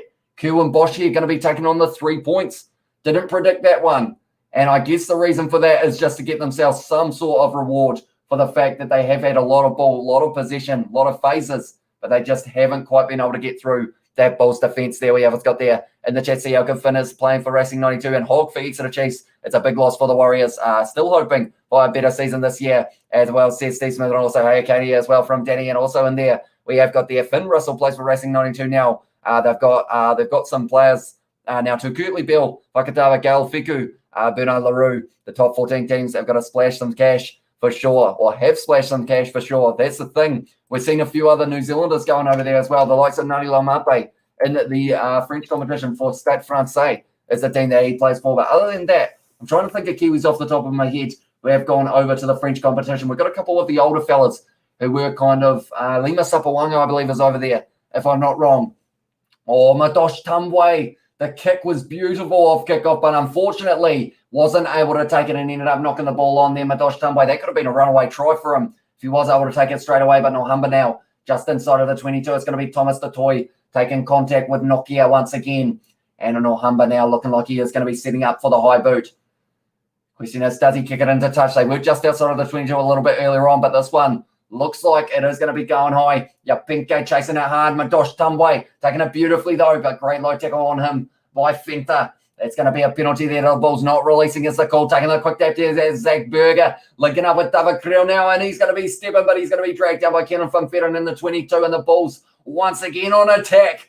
And it's going to be now Funsell driving forward here. Can they get another try before we get to halftime? A loose ball there. Mapo picks it up though, trying to break through the tackle with Thaka Abrahams, dragged down by Buthelezi instead. Berger now gives it back once again. Great tackle there from Quincy Mona, trying to stop the momentum here of the Bulls. They've got the advantage as well. This is not going well for the Sharks at the moment. They're inside of their own 22, and Nokia not able to find the offload tackle by Richardson. Now Zach Berger stepping, another advantage. It's going to be very close to the line. It's over, or is it? It's gone back. Zach Berger's dropped the ball, and it's going to be an offside penalty, and it's going to be going back now for the penalty to the Bulls. Tell you what, this game's going at a hectic pace, ladies and gentlemen. The Bulls are busy practice now. They will start to play the second half. I know my team as well, says Johan, and also we have got there. I was watching some rugby videos yesterday. Rennie Ranger was hearing the boys on the wing. Is he still playing? Says Michael Roberts. He is indeed. He plays for Northland in the Bunnings NPC, which is the New Zealand National Provincial Competition, and that is returning next weekend as well, which is absolutely awesome. We're going to get to see a quick tap here. We'll go back to the channel. A very short moment. What a burst that is. And that's a try to the Bulls. And it is the captain there, Marcel Kurtz, who just put the head down, drove over the top of the captain in the Sharks of Pepsi Buthelezi. Third Carling Currie try, and the Bulls extend the lead in this Currie Cup final.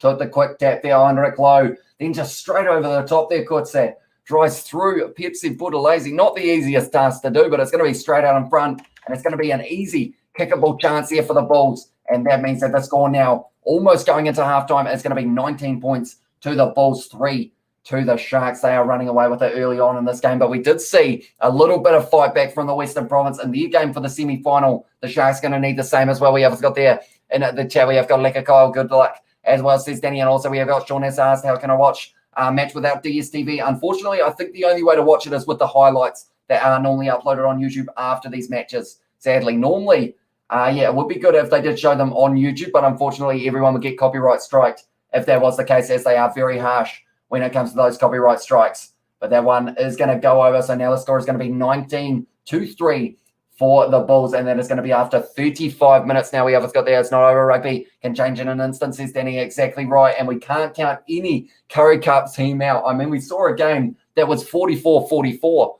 in the earlier stages of the Currie Cup. Anything can happen. The Sharks, they just need to make sure that they are the next team to score a try. Haven't been able to get one yet, but they are a capable side. They've got the likes of Yapinke, also Thaka Abrahams out on either wing, Ku and Bosch, and it is Lionel Cronje in that back line as well as an option. Going to be taken by Madosh Tambwe, and straight away looking like they were going to go for a bit of an attacking run, but getting driven backwards there by Richardson and Jeremy Ward. We have got their Bulls 40, Sharks 25 as well. We have got, it's not over. And also we have got there, that's what happens when you're 2 tries down and you take the kick, you bloody deserve another one as well, says Sebastian. And Cornelius says put the low in the chat as well. But now Chris Smith kicking this one into touch.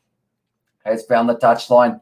about 35 metres out for the Bulls. The Sharks, they've got 4 minutes left of this first half. Can they get themselves that one try that they're after? Chris Smith not too happy with where the touchy has said that ball has gone out.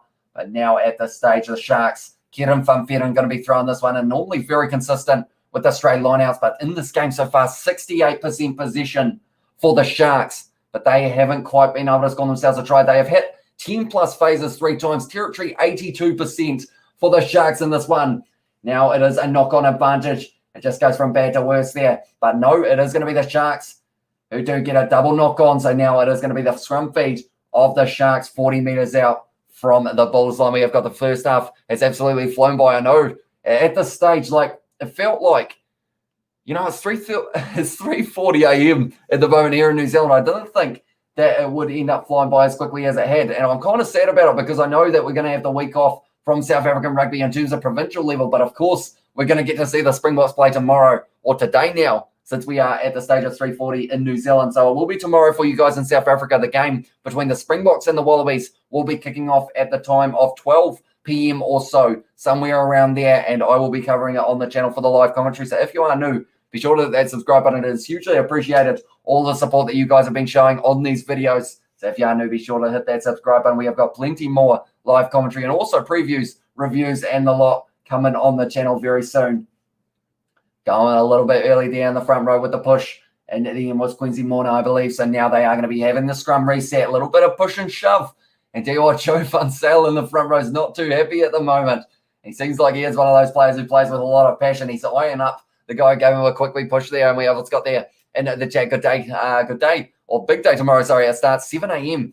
for that. I can't speak. It's a 7 a.m. start for me here in Wales as well, says the boy. And that's the thing. I was considering doing the top 14 game. That was me kicking off at 7 a.m. New Zealand time, but I decided maybe I would be better off leaving that one so that I can be a little bit more fresh for the 2 games. And then we will do the 7:05 game that is going to be kicking off on Monday morning here in New Zealand. We have got Crazy NZ as well. Changed his picture, I see. And is that Arthur? That might be Arthur, if I'm not wrong there, Crazy NZ. And we have got there, hey, from Katie Dixon, penalty there to the Sharks. Right, 40 metres out. You are currently sitting 16 points down. I don't know whether or not they will go for the 3 points this time, or whether you decide to go for the corner. 37 minutes into this first half might be the better option. Pepsi Portalese, what are they deciding? They are going for the corner here. They're starting to bring it up just that next level. We have got Hi Katie as well, says Crazy NZ, and also we have got Go Springboks from Cornelius. Do let me know your score predictions for that game tomorrow between the Springboks and the Wallabies in the chat as well, ladies and gentlemen. Do let me know what you think the score is going to be for that one. I'm still undecided. Yeah, it's after as well, says Crazy NZ. I feel like I can still remember the whole theme song pretty much off by heart, although I'm not sure whether or not if I did hum it or anything, they would try and copyright me in that regard. But it was a very good show back in the day. I'm trying to think of what other ones that we used to watch. That one's going to be stolen, though, by the Bulls, and I feel bad for the Sharks because of the fact that, unfortunately, that was the opportunity to be able to go for that rolling ball, but they weren't able to win that line out. So perhaps it sounds bad, but maybe the three-pointer would have been the way to go. Argentina as well, says Kyle, for who he thinks is going to win in Doreen. In the chat, we have got the Bears from Jan Fenter there as well. But at this stage now, it is going to be the line out, though, still for the Sharks on the 22. So they're not quite as far down. But so far, the Bulls have won 7 from 7. And that was the first line out that the Sharks weren't quite able to get right. They have got that one, though. Krobler passes back. Nahumba going short side now to Dylan Richardson, close to the touchline. Almost ripped away there by the Bulls. No, they have still got this one now for the Sharks. One last opportunity, 1.5 minutes. He's just dragged the man out there, and it's going to be a scrum feed. Wanted the quick tap there, Nahumba, but instead it is going to be now the scrum feed for the Sharks. Once again, go Bulls as well, says Steve Austin. Steve Austin, that is a name and a half. That is for sure. Through straight back to the WWF days. I hope you are well, mate. Go Bulls. At this stage, they are doing very nicely. 3 tries already in this match. The first try of the match coming for the man who is in the number, I believe it was Harold Foster, who was able to score the first try. Mapo scored the second, and then the third by the captain, Marcel Kurtz. And no tries yet for the Sharks at this stage. We have got Be Nice. If you would just score a try, Sharks as well, says Danny. Yeah, at this stage, I want to see them get one before we get to halftime, because of the fact it does mean that their second half is going to be just that little bit closer. 1 minute left here. Can they get it? That is a big question. We have got maybe in the second half as well, says Kyle. In the second, says Kyle. And that's the thing. If the Bulls scored 19 points in this first half, the Sharks can score 19 in the second. Little kick behind from Nahumba, but it's gone straight up for Cornell Hendricks. And now it's going to be, it's a high shot from Nkofenta there. And it's going to be a penalty. Just a penalty at this stage here against Nkofenta there, watching from England Go Bulls as well, says Manus. And also we have got Give Us a Hell Yeah, Hamish, as well, says Sebastian. Of course, referring to Stoke of Steve Austin. We have got Hell Yeah in the chat from Kyle as well. I do appreciate every single one of you for being here. What time is it at the moment, Marcus? In England. In the England? That's a weird way of wording it, but in England. What is the time at the moment? That is a brilliant kick from the Bulls there. Now they are going to be on hot attack once again off this line out. To be able to have a very good opportunity to be able to try and get one more try. We wish Hamish would curse as well, says Katie Dixon. I mean, on the Kiwi Lads Gaming channel, you guys have seen that George often drops a few of the bad words.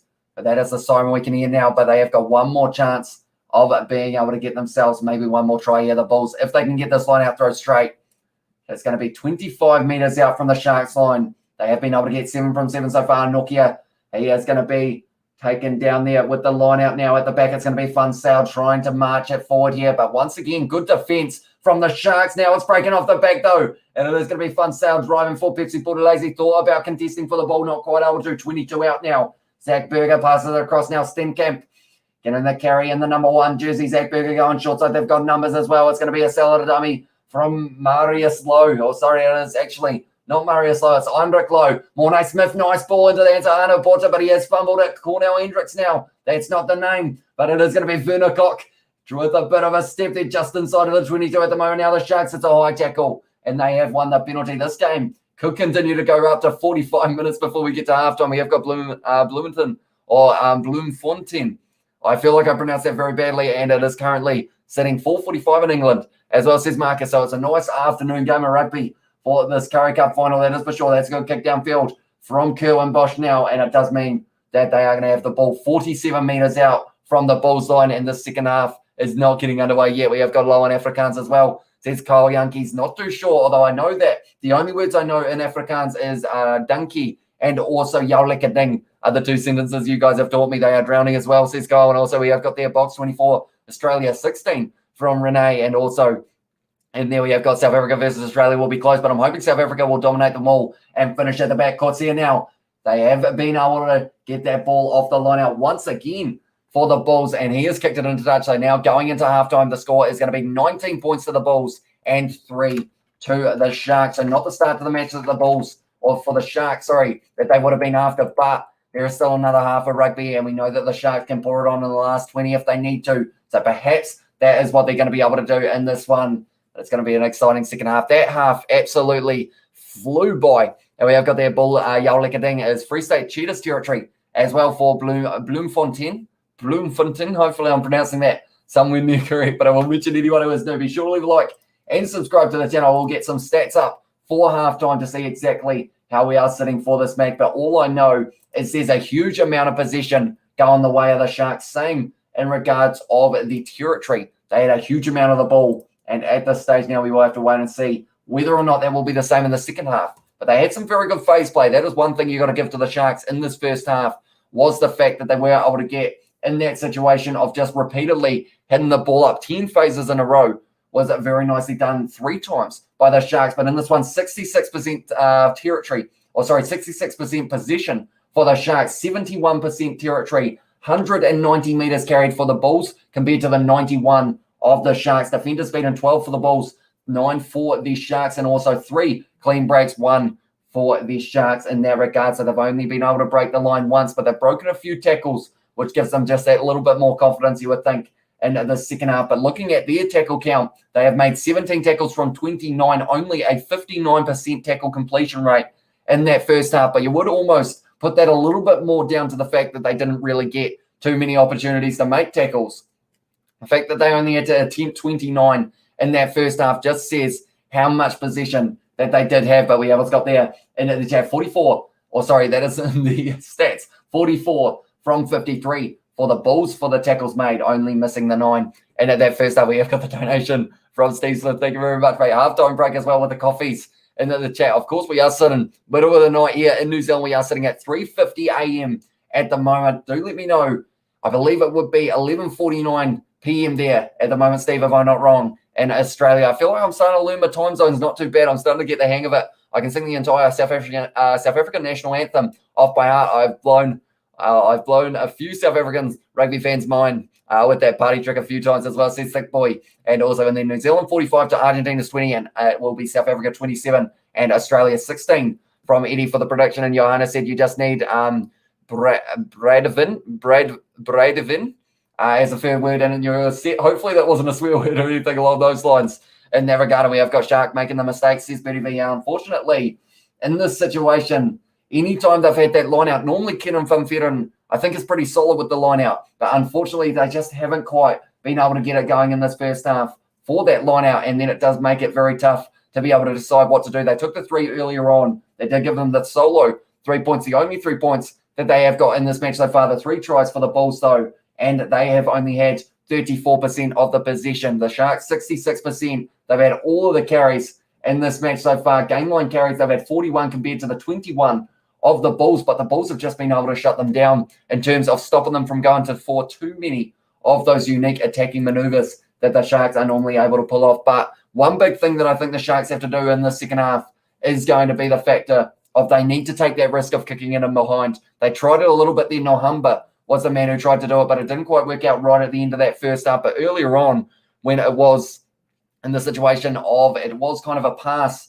out into the hands of, I think it was Jeremy Ward, and then from there, a little chip in behind did almost open up the opportunity for Yapinke, but it was well marked by, in the end, I believe it was Madosh Tumbwe who was able to stop that one. And we have got there in the chat, we have got Hamish, do you have access to player statistics? We'll have a quick look and see whether or not they have updated them at this stage, because sometimes at halftime, they don't actually really add all of the player stats, but I'll see what I can find out for you, ladies and gentlemen. Right, we have got a couple. I've actually found some. So Lionel Mapo had the most running meters out of anyone out on the field by the looks of it for the Blue Bulls. And in this one, he was able to have 40 meters carried so far, 4 out of the 4 carries, I should say. And also it is 3.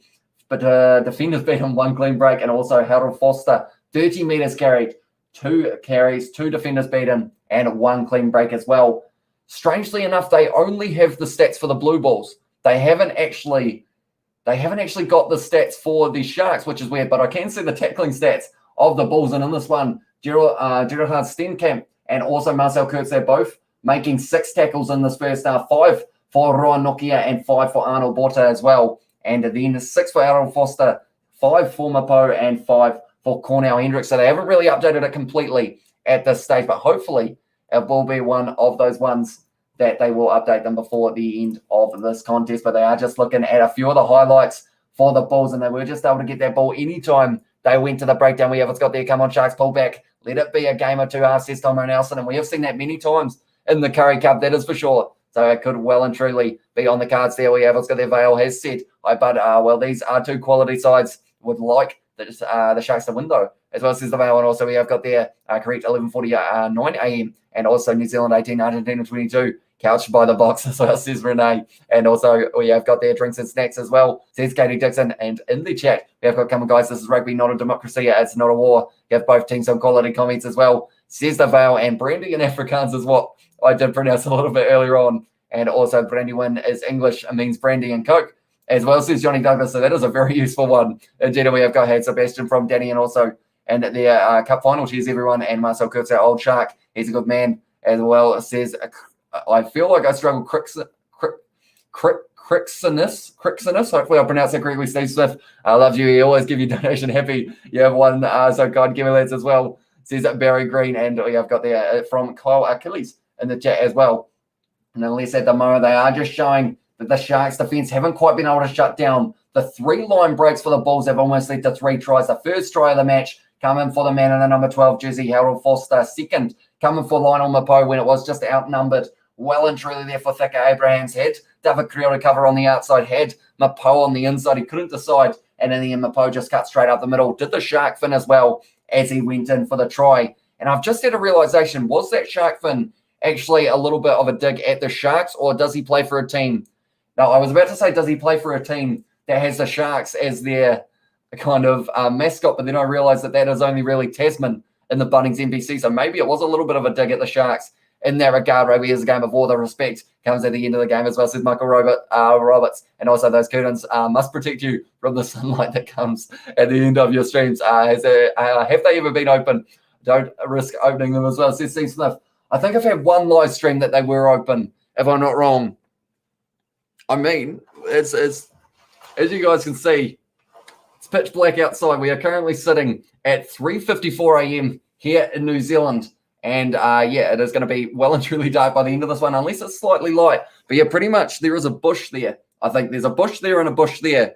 And then other than that, you might be able to see the neighbour's house just a little bit. He'll be like, why are they opening the curtains at 3:55? But that is pretty much all there is to it. This one, George can never work out these curtains for some reason. I always tell him that it's like the string, and one string opens them, one string closes them, but he always yanks them from the middle, unfortunately, rather than doing it that way. So my vampire brother, what kind of blood you're sipping on? I bought myself a nice glass of ABs as well, says Katie Dixon. And also we have got the, I suspect the average age of the Bulls team is much older than the Sharks. Experience counts as well, says Dr. Jack, and the Bulls from Piet as well. Live stream of George trying to open Hamish's curtains, says Katie Dixon. Maybe coming in the future, who knows? We've got our hyper random videos planned that we want to do in the future once, of course, New Zealand get out of their lockdown. We are in level kind of 2.5 at the moment. So George has gone to the pub a couple of times, I think, since that has been the case. But I've just been chilling here doing these live streams. And also, we have been doing a few live streams on the Kiwi Lads Gaming channel. If you guys do want to check that out, who you're voting for as well, says Sean. And tell you what, that is actually a very good point that you have brought it up. I am going to have a look at the poll. And at this stage, it seems like the Bulls have been dominating in terms of the votes. 450 votes, 67% of you has said that the Bulls will win this one. Hi, Katie, as well from Sisithi. Welcome in to the live stream. It is great to see you here for this final between these two very good sides in the Currie Cup. 52 likes as well on this live stream, so thank you all very much for that. I remember last live stream when I said, can we hit a certain number before the end of halftime? We flew up to it, so I'm going to say, can we hit 60 likes by the time we get to the second half? Let's see whether or not we can do it. But yeah, those votes are flying in, and 67% of you have said the Bulls. I think at this stage, with the score the way that it is, you would say the Bulls should be able to win this game. But like we mentioned, rugby can be a game of two halves. And at this stage, Sharks are a very good side who can finish a match well if they need to. We have got there in the chat. Hey, I'm a rugby sister as well from Katie Dixon. And also, we have got second half upset coming as well for Makhal Shajmane. Go Sharks as well from Crixinus, your name really doesn't seem to want to roll off my tongue today for some reason. We have got, hey again, so they're welcome, says Danny as well. It is awesome that we have got you guys who are regulars on the channel all tuning in for these live streams, and I absolutely love it. And we are going to be doing the United Rugby Championship as well, which is where we're going to get to see the Bulls, the Sharks, the Stormers, and the Lions all taking on the sides from the top 14, or the Pro 14, sorry, the likes of Leinster, Munster, Scarlets, all of those good sides up north. We are going to get to see the Southern Hemisphere take them on. Kiwi Lassies finally as well, says Katie Dixon. And yeah, I absolutely love the fact that we are starting to have a couple more female viewers on these live streams as well, because normally I think our demographic, if I'm not wrong, is something like 90-something% male. And I believe the other ones in that regard who fall into that 10% are normally kind of the guys who are on their mums' accounts. I believe, if I'm not wrong. We have got Pizza as well. Greetings from USA, Go Bulls as well. So welcome into the live stream, mate. Do let me know your score prediction for the end of this game. And also, everyone in the chat at the moment, let's see if anyone can get it. Who is scoring the first try of the second half? We want the exact player. And I am going to say, you know what? I'm going to go absolutely crazy with this one. I'm going to say it's going to be Quincy Mona, the number one for the Sharks. He is going to score the first try of the second half. That is probably an absolutely terrible prediction, but we will go with it. We'll see how it goes, and we will hope that it is going to be correct. But yeah, Quincy Mona is my guess for who is going to be scoring the first try of the second half. Do let me know who you guys think will be scoring it in the chat below as well. But we will get ready for the second half. There we go. We have got the scoreboard back up. Second half about to get back underway, and it is going to be a very exciting one. Peter as well, says Johnny, and also voting for the Bulls. And my heart is for the Sharks as well, says Sethu. And also we have got there in the chat, nothing special, just some Belgian lager as well, says Sebastian, in terms of what he is drinking. And the guys, the Bulls just had a speech with the best coach in South Africa. I don't think the Bulls or I don't think the Sharks are coming back. Don't drop me, Bulls, as well, says Michael Roberts. Yeah, it's going to be an interesting second half, that is for sure. But like we have said, this Sharks side, they can fight if they need to. And we know that Sharks are very good at fighting, definitely when they are in a bit of water. And you would say they're in deep water at the moment with this Bulls side. So will they be able to fight back? Now, we have got the reserves bench that I have just put up on the screen. The names that you can't say is going to be Colbrink, and also it is Trevino Jacobs for the Bulls. And then it is the Sharks. Anthony Volmink is the name that isn't quite popping up there, but we are about to get back underway for the second half, black and white. Nothing else matters as well, says it cricks in us. And also we have got there, my blood is blue, I should say, from Jan Fenter. We are ready to go for the second half. It is going to be Chris Smith kicking off the second half for the Bulls here. It's going to be LaRue Roots looking like he's lining up. He's taking it nicely and has gone to ground there. 22 metres out from the road line here. And Nahumba, sorry. I always say Nahumba rather than Nahumba. And I'm not sure why, but now he is going to be kicking this one downfield and possibly looking for the touchline unless Yapinke is going to be able to chase it. Yes, he is. He's trying to get a bit. David Creel taking a nicely good tackle from Werner Koch there, straight on the ball, almost with Pinke, but he wasn't able to quite get their hands on him. Mornay Smith now got this ball for the Bulls, and it's going to be a penalty there for not rolling away, unfortunately, for him there, LaRue Roots. And because of it now, it does mean that they've got an opportunity. Do they take on the 3 points to give them just a little bit more of a lead, or do they go for the corner? That's a big question here for the Bulls. They are currently sitting 16 points ahead. Zach Berger trying to decide by the looks of it. They are taking on the Pokes. And this one, we have got Russell Winter. Went to work this week. Defeats was so great in the first half. As well, says Joshua. And also we have got the only channel in the USA, any channel in the USA that's showing the game, says Steph. Unfortunately, I'm not actually sure whether there is, which is a big shame. I am just going to have a quick look to see whether or not I can find one for you guys in the chat, because that's the thing that I always say is the fact that unfortunately I'm not able to show it, but if I can find anywhere where you guys are able to watch it, I'll be sure to let you know. So I am just going to check to see whether or not there is one on the YouTube. Who does look like no. I don't believe anyone on YouTube is unfortunately showing this game, and that is because normally if you try and do it on YouTube, they take you off YouTube straight away and ban you for 3 months. So it is very risky in that regard, but the highlights will be on the Springboks YouTube channel tomorrow, is when those ones will be put up. So you will be able to see the highlights of this game then. Like Chris Smith striking that one nicely straight down the middle. And now the Bulls is going to get just that little bit more of a lead. Now the score is going to be 22 points to the Bulls and 3 to the Sharks. We have got there in the chat. And Werner Koch, first try scorer in the second half for me as well. So sick boy. And we have got in your accent, it sounds like you say Sharks. Then I thought it was a joke. What does a Sharks say when they lose? Oh, Sharks as well, says Sean Kutzat. Yeah, I think the Kiwi accent, sometimes the names don't quite sound as good as they do with an Afrikaans accent, that is for sure. Although some of the names, I think I have slowly been able to work out. I think the tongue roll really saves me on a lot of occasions. Is your podcast good? Says Fire Zone. I mean, I think it's decent. It is a World Rugby podcast, I should say. And it is the pin comment in the chat if you guys are keen to check it out. Also, above that one is the channel membership, it is called, and it is for the emojis in the chat that you have seen, the likes of Sebastian, Katie, and everyone using. And we will have some special ones coming for the Springboks versus All Blacks match when it does take place in a couple of weeks' time. So if you do want a chance at using those emojis, be sure to hit that channel membership button. I can't speak. I get too excited about these games, I think. And at this stage, that is a great throw from Kieran Van Veeren. Goes to Buthelezi now, passing it back. It's going to be Pinke, quick hands taken by Richardson. And now they have got another opportunity here. The Sharks, but Mapo trying to get straight on the ball. And it's a turnover for the Bulls, I believe, at this stage. Yes, they've been able to steal it in the breakdown once again. No, it's been taken back. Nahumba's got it. Gives it to Quincy Mona, the man who I said was going to get the first try of the second half. Not sure about that, but we will have to wait and see. Pinke kicking it forward now. And it is close to the touchline. David Creel takes on the line as well. Offload beautifully on the inside. Madosh Dumbway juggling the ball, and he's put it down there. And now it was a knock-on against Madosh Dumbway. His hands don't like him today, that man, unfortunately for him. Ball's just not sticking, and we haven't got there. I will listen to your podcast. Only if it's on Apple. It is on Apple. It is on Apple, Reason, Google Podcasts, and Spotify, I believe, are the 4 options for that one. If you don't want to check it out, this guy is awesome. Respect as well, says Michael Roberts. Thank you very much, mate. Do appreciate that a lot. You are doing well. Keep going as well, says Milan. Thank you. I do really appreciate all the support, definitely from you guys from South Africa, because I think originally my biggest worry was the fact that I wasn't going to be able to pronounce the names very well. So I thought that maybe people would get a little bit annoyed with me. So pretty much from there, I was a little bit worried, but you guys have been very supportive. Like when I get a name wrong, you guys help me straight away in terms of the pronunciation, or it's going to be a penalty or free kick, to the Bulls. And unfortunately, line-out time here, Kieran Van Veeren is not having the best day with the line-out throws, that is for sure. Bulls versus Sharks as well, says Katie Dixon, and Bulls versus Sharks will take it as well. Or Blue Bulls versus Sharks in the chat from Sebastian. And also we have got there, I think we're here in the Northern Hemisphere, aren't allowed to watch. Lol Cable says, no, I guess it's weird because of the fact that for some reason they don't like showing certain games in certain countries. It's like how we haven't got the game between USA and Canada here in New Zealand for some reason. You can watch it on Olympic streams as well, says Joshua. But now at this stage, it is going to be driving forward once again here for the Bulls. Got the ball in hand.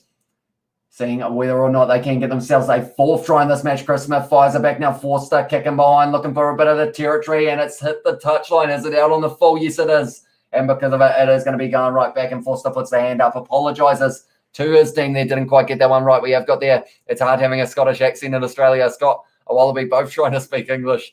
Always a bit of a language barrier as well, says Steve Smith. Yeah, Scottish accents and also Irish and Welsh, I would say, are some of the strongest accents in terms of from the Northern Hemisphere. But I think a Scottish accent sounds pretty cool. I like saying Xander Ferguson, even though I don't think that's how you're supposed to pronounce it. I think it's actually Ferguson, if I'm not wrong, but I say Ferguson because I like a bit of a tongue roll. Smith kicking it in behind, finding the touchline with the territory game as well. And now just outside of the 22, it will be the Sharks who have got this line out throw. He gave the little thumbs up and the wink there to someone on his team by the looks of it there. Chris Smith, Sharks can go home. Embarrassing performance as well, says Trevor Flack. And also in the chat, we have got you. We don't mind how you say it. You have the guts to try. Besides, most entertaining channel this as well, says Danny. Thank you very much. I do appreciate that. And I think something that helps is the fact that these games are late at night. So normally by this stage, like my brain is absolutely like gone. So pretty much a whole heap of random stuff comes out for these late night live streams. But you guys seem to enjoy those ones sometimes even more than the actual kind of serious ones from earlier in the day. That's going to be taken nicely there. And at this stage, they've had three lineouts that haven't gone their way here. The Sharks, the Roots, driving forward, but good tackle in by Arnold Borta. Nahumba now passes it back. Kronya puts a high up, Pinkett trying to chase it. It just doesn't look like he's quite going to be able to get it. David Krill takes it nicely. He's got a Madosh Tumbai on his outside if he wants to use him, and he does. Gives it to Madosh now. He has gone down. Chris Smith joining the breakdown. Nahumba trying to get underneath him, not quite able to here. Now it's going to be Kutz that hit a little bit high in that tackle, but he was falling into it, so I believe it is going to be play on. 47 minutes gone in this match so far. Zach Berger gives it back now. David Krill. Arnold Borta once again driving forward, offloads it now to Mornay Smith. Falls on his face, gives it back to Nokia. Zach Berger selling the dummy run straight at Krobler. Van Vieren trying to get in that breakdown, not quite able to. Jumping straight over. Inferno Cocker's got the ball for the Sharks. Now it's going to be Kronya trying to step around. He's found a bit of a gap for Nahumba, but he's dropped the ball. It's gone forward. Thought it had gone backward for a second there. And Zach Berger picked up and dumped there. Boy, Nahumba was a little bit aggressive. David Krill now, he's starting to really find some meters in the second half so far. Now it's going back. Cornell Hendricks gives it to Chris Smith. Just firing the ball high advantage over is the call who wants it. Going to be Madosh Tumbai once again dropping the ball, but it's gone backwards. Mapo's got a better toe. Giving it to Tumbai. He hasn't been able to link up on the outside here. And now it is going to be taken nicely by Marius Lowe. He's going to be driving forward, couple meters short here for the Bulls. Once again, Zach Berger finds the flat ball. Swanepoel has got it down, and that is going to be the fourth try of the match now for the Bulls. We have got there the second pronunciation was the right one as well, says Steve Smith. Also, we have got there the only Southern Hemisphere rugby we got was the British and Irish Lions versus Bok, and that's it.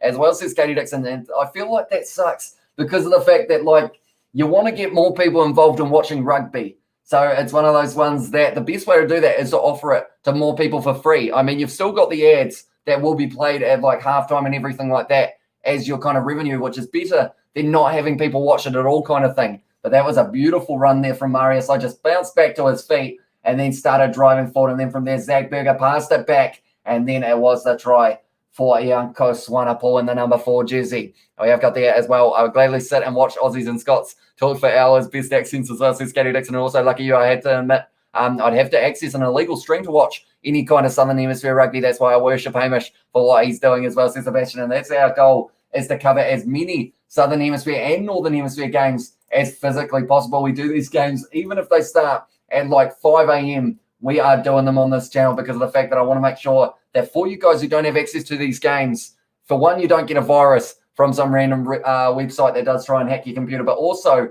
for the sake of being able to have you guys follow along with the games until the highlights come out is kind of the goal. But that one is going to be another converter try here. Chris Smith has been able to kick that one over, and now the score is going to be 29 for the Bulls, 3 for the Sharks. Like they are saying, it would be a bonus point if this was worth a bonus point in this regard, but at this stage, they are just doing very nicely, the Bulls and the Sharks. They've had a lot of the position in this one, but unfortunately in the second half, just hasn't quite been working in their favour here. Now it is going to be going back by the looks of it once again for a little bit. Or Vernicock is actually down here, which doesn't look too good. He looks like he is in quite a bit of discomfort at the moment. We have got there in the chat, no one takes my blood either. It's the other way around as well. Says Sebastian. And also we have got there, the Sharks can kiss the Currie Cup goodbye. No. Hey. Oh, I realised what that was halfway through. It is the song, of course, in that regard. But they are just showing Vernicock. He fell very awkwardly there for the contest in the air between Nokia. And then Vernicock, he just loses his footing. He kind of lands very hard on his side there, Vernicock. Put his body on the line. He is back up, which is good to see. Vernicock, 8 Carling Currie Cup appearances this season they have got. And someone who has got 8 Carling Currie Cup tries is Ifang Ruas. He's actually the leading try scorer in the whole competition. But the head-to-head for Currie Cup finals, 5 matches, 3-1 by the Bulls, 2-1 by the Sharks. In Pretoria, 3-1 from 3 for the 3 matches, at Pretoria, 2-1 by the Bulls, 1-1 by the Sharks there as well. I think I might be crying into my beers tonight as well, says Mark Smith. And YouTube uploads are just only the other way, or about the only way. Flow Rugby and Rugby Pass won't or want my blood, and they can't have it as well, says it was Katie Dixon in the chat. And we haven't got their whoop whoop from Kyle. And Bulls will get 40 before the game's over from Aiden. The handling errors at the moment, 6 handling errors against the Bulls in this one, 4 against the Sharks. Now it is going to be Nahumba. Now giving the ball to Kronya. Vernicock back to his feet now. Thick Abrahams knock on. And now Madosh Tambwe foot race here with Jeremy Ward diving for the ball. And he has been able to pick that one up beautifully there. Jeremy Ward, and that was a try-saving dive for that one. Put his body on the line. Nahumba now. The Roots rush defense from Kotze, trying to shut him down nice and early. Yeah, the Sharks, they want another clean break. They haven't had too many of them so far into this match. Chris Smith asking the question of whether or not the player was leaving his feet. Pipsy Budalese on the outside. Had Thick Abrahams, didn't use him. And instead now, once again, Nahumba on the one knee. Gives it a handcuff Fenta Kronje. Man on the outside gives it a Grobler. Going to be now in the hands of Kerwin Bosch, running sideways, taken out low there by it was Nokia, just outside of the 22. Once again, I believe it is going to be a turnover for the Bulls here. And they are going to be able to get this ball, I believe. It is held up, so it has become a rolling maul. So because of that now, the ball is back in the court of the Bulls. They need to get this ball out, or else it will end up in the situation. It is a scrum feed to the Sharks. We have got Sharks game plan is not working because the Bulls line is like a wall. But when they get a gap, they'll take it as well, says JJ Jr. And also Sardines caught in a net as well, says Cole. And also on a serious note, chat, can we spare a thought for the rugby guru? Poor lad's heart is broken. As well, says Sebastian, yeah, it must be hard watching this game as a Sharks supporter, but then also the fact that he's got to commentate through it as well to makes it a little bit more tough. Blue Bulls as well. Bulls just joined now. Hi, everyone, as well. Says Kyle Star, welcome into the live stream, mate. At this stage, 4 tries coming the way of the Bulls. The first try of the match was scored by Harold Foster. Second, Lionel Mapo. Then the third was Marcel Kutze off a quick tap from about 5 meters or so out. And then the last one for a Yanko Swanepoel. They have been able to score plenty of tries in this one. Nowhere to run or swim as well, says Carl. And also the Sharks cannot live on land. So it's obvious that Bull's going to win as well, says Christopher. I guess when you put it like that, I guess that is a fair point there. I guess if this game was played in the ocean, maybe the Sharks would have had a very good chance today. We have got Kanakuan in the chat as well. Munster win 31 points to 17 over Exeter Chiefs to round off pre-season. Very happy. Hope to see more of it in the new Rugby Championship, or the United Rugby Championship, And that is going to be starting up in only 2 weeks' time. And we are going to be covering all of those games, or as many as physically possible, on this channel, whether it is following the South African sides, whether it is going to be looking at those Northern derbies, the likes of Leinster taking on Munster and all those good matches, and everything in between we are going to be covering for the United Rugby Championship. Also, Gallagher Premiership, Top 14, United Rugby Championship, like we just mentioned, Rugby Championship, international fixtures for the rugby, even the 7th circuit we are going to be covering on this channel as well. We have got there, I get to listen to the F Mothers, Scott Fathers and Aussie as well, says Steve Smith. And now it's going to be Vernicock once again running out of the line. They just want to break through very soon here for the Sharks. If they don't, this Currie Cup is well and truly not going to be going the way of the Sharks. But if they can get a try very soon, no, it's going to be bouncing on the side of the Bulls. I jinx them big time. Swanepoel now with a big fend. Tackled by Pepsi Bordelese straight on the ball. Dylan Richardson leaving the foot on the ground. Unfortunately, the knee went down. Now it's going to be Chris Smith trying to link up. Little ball on the inside there to Funsell. Now Zach Berger fires the wide ball out. Arnold Porter close to the touch on. Able to offload it. Very nicely done there. And Madosh Tambwe now almost shut down by Kronje. The ball's been dropped again by Madosh Tumba. He's put the ball down about 4 times, and he is just asking, why is this ball not sticking to my hands in this match? He is just looking very disappointed in himself at this stage. We have got there. Welcome back, brother. URC streams will be coming soon as well. Says Sebastian, and also we have got there Lucky as well. Says Katie Dixon and Bulls. And the chat, the Bulls are hunting bigger fish, it seems, as well, says Michael Roberts. And also, cheers, Sebastian. Can't wait, says Kanakoinen. And yeah, there's going to be some good games in that United Rugby Championship. The first round is going to be Munster taking on, I believe it is Munster versus the Bulls, and Leinster versus the Sharks. And what are 2 good matches? What are 2 good matches? What are 2 great matches for the round to start? That still wasn't a sentence, but we'll go with it. You guys probably roughly knew what I meant, and I am too excited for that competition to start up. The first time we are going to get to see the South African sides taking on the Pro 14 sides, or the Pro 12, I guess you could call it now, because of the fact that the Cheetahs and the Kings both dropping out of that competition to make way for the South African sides. But now it is going to be Nahumba putting the ball in once again for the scrum just outside of their own 22 here. The Sharks trying to get something going, but it wasn't quite going for them. Going to be Cronje passes it back now. Jeremy Ward, the ball is loose. Unfortunately, Thika Abrahams now trying to step it. He is going to be dragged down by Mapo inside of the 22 counter ruck here as well from the Bulls. Cornell Hendricks trying to get in there, not quite able to. Now it's going to be in the hands. Just running almost over the top there, Henko Fenta. Nahumba passes it back once again. Cronje looking for the cross kick opportunity. Pinkay is going to set up almost. But the ball has gone backwards into touch. And now it will be the Bulls who have got this throw. We have got and Leinster versus Bulls as well, says Sebastian. And also in their Sharks, Munster versus Sharks, mate. So it is the other way around in that regard. So yeah, Munster Sharks and Leinster Bulls in that first round. And then I believe the Lions play Zebra or someone, or actually they might play Benetton, someone along those lines. And then the Stormers are someone similar in that regard as well, I believe. But yeah, there's going to be some good matches in that first round. Also, Gallagher Premiership, Top 14, all of those competitions starting up very soon. The Bunnings NPC, the New Zealand Provincial Competition, going to be making an appearance here once again, which is absolutely awesome next week. And both other games of the round, I think, unless anyone else has any discrepancies as well. So that's going to go in. And at this stage now, it is going to be just inside of the 22 for the Blue Bulls once again. Can they get themselves a 5th try in this match? Zach Berger sells the dummy, and he's done it. And that's going to be a try between the sticks for the Bulls once again. And now they have got a 31-point lead with still 25 minutes left in this game. This is going very one-sided at the moment, and it will not be anywhere near how the Sharks fans would have been thinking this game is going. It's going to be a tough one for them to be able to even get one try in this match at the moment. The way that the Bulls are defending, they are doing very nicely indeed. Both of the games, we have got the I'm not, as well as this kind of going in as well. I assume that it's so you're not excited for this game or the one coming up, or what does that kind of going in do? Let me know. But at least at this stage, you can see that the Bulls bench are very happy indeed. We have got there, he's in front, not in front of Kanakoinen, and he lives and breathes the Munster spirit as well. I see Leinster with the heart is why we have got that one from Kanakoinen. Didn't actually see that one, but I do see that little ute that runs the ball or runs the tee out onto the field. It is still very quick. I don't know what the top speed of that is, but it seems to be able to really motor when it needs to. But Chris Smith at the moment, 4 from 5 so far tonight, making it just a little bit more. And now we are going to be adding more points to the board for the Bulls. I didn't think this one was going to be this one-sided. Thought that it was going to be pretty close, but we will quickly put there as well. We will say 58.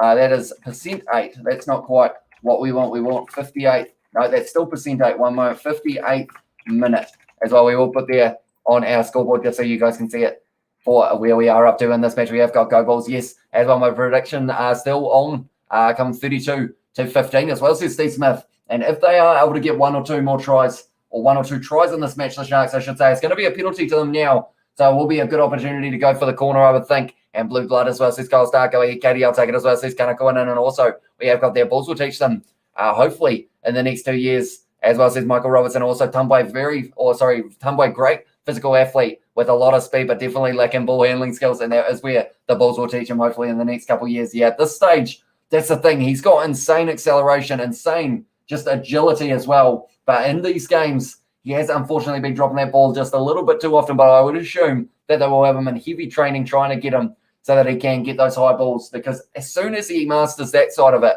he's going to be almost unstoppable out on the wing with the amount of pace that he has got. I just never take losing to them as well, says Kanakoinen. And also we have got their Shark Fin Soup on special in Pretoria tonight as well, says Paul, and also Dinky Bulls, says Mornay.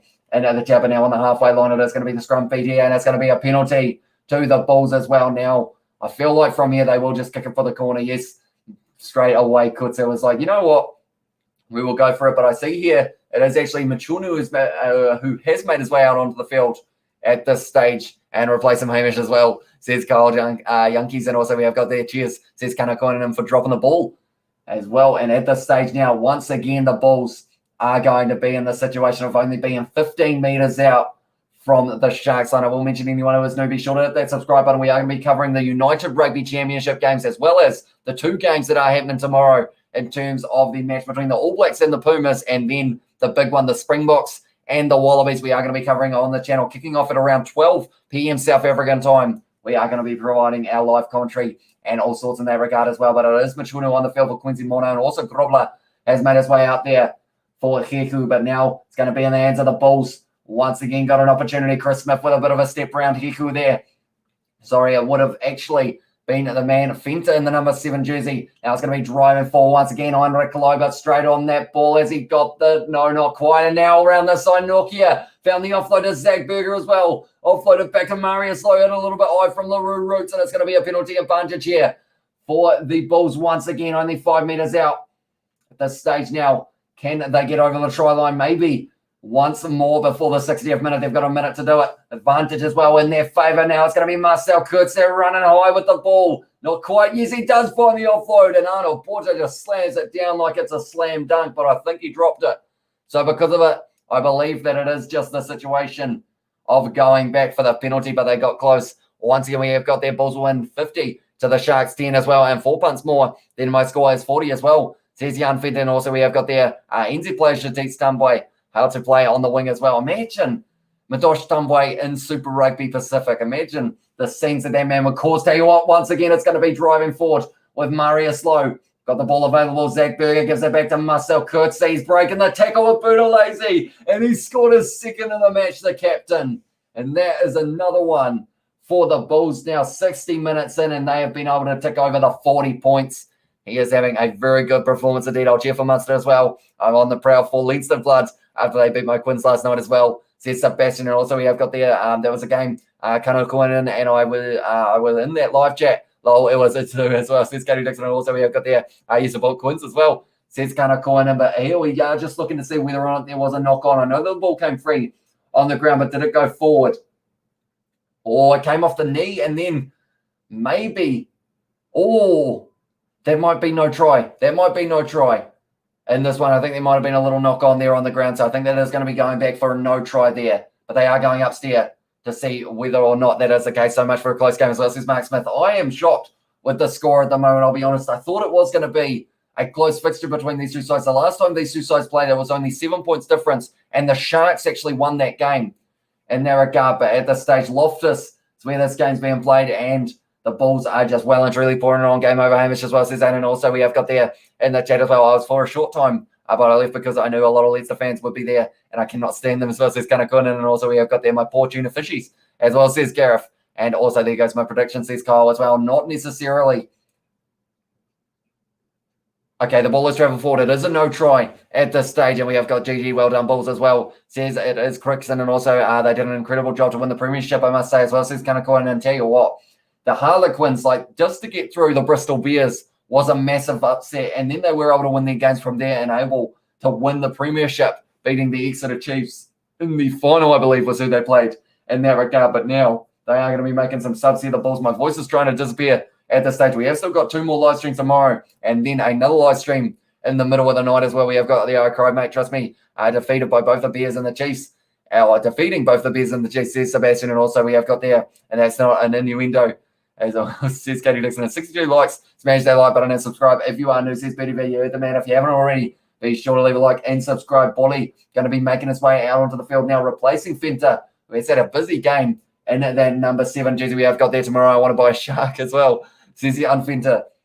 And Bulls are the champion, says BDV. It does seem very likely at this stage, and it is just a question of whether or not the Sharks are going to be able to get themselves a try in this match. They've looked dangerous at times with the ball in hand. They've been able to put many phases together, but they just haven't quite been able to get over that line that would have been able to secure them the win that they were after in this one, but we will have to wait and see. They are 5 meters out from their line at the moment. Can they do it? Nahumba passes it back and gives it now into a touch. Boy, that looks like, yes, that's a good kick downfield from Nahumba. David Creel decides not to kick it, or decides not to take it quickly, I should say, as well. We have got there. They have the worst fan base I've ever seen. Their true colours came out as they became more successful. They're so arrogant as well, says Kanakoinen, and fair dues to the mate. Jerry Flannery is one of their coaches as well. And yeah, definitely game over, says Steve Smith as well. And also try balls as well, says Bertie V, and is a Munster great.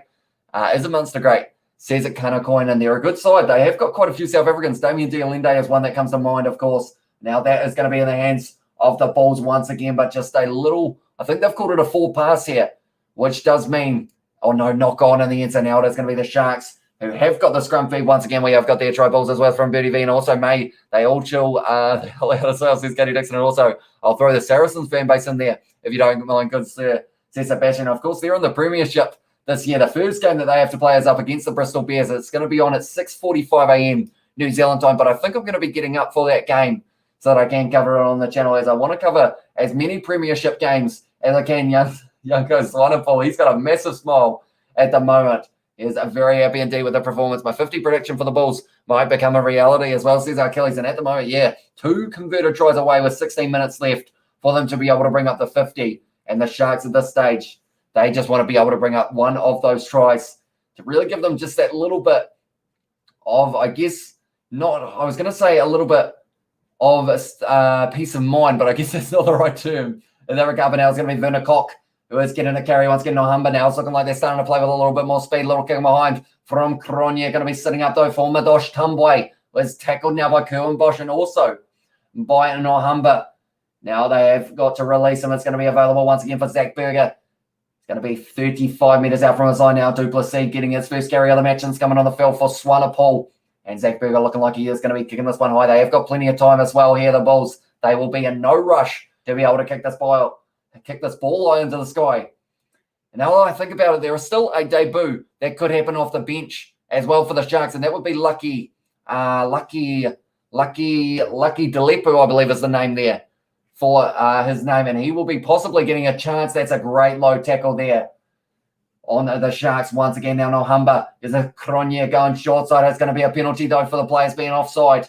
And now Nahumba going to be kicking it downfield, going for the touchline, takes it quickly, and that's a brilliant kick downfield from Nahumba as well. Going to be about 25 metres out, although not actually as far as I thought it had gone. It looked like it was going a lot further there for Nahumba, but he has had a good game so far. We have got there. What's your score predictions for tomorrow's Rugby Championship games? Says Aiden. I am terrible with score predictions, as you guys know, but I think the All Blacks are going to win, but I'm not sure whether or not they'll get the bonus point. I think the Pumas will push them for a little bit, but then maybe they'll be able to run away with it at the end of the game.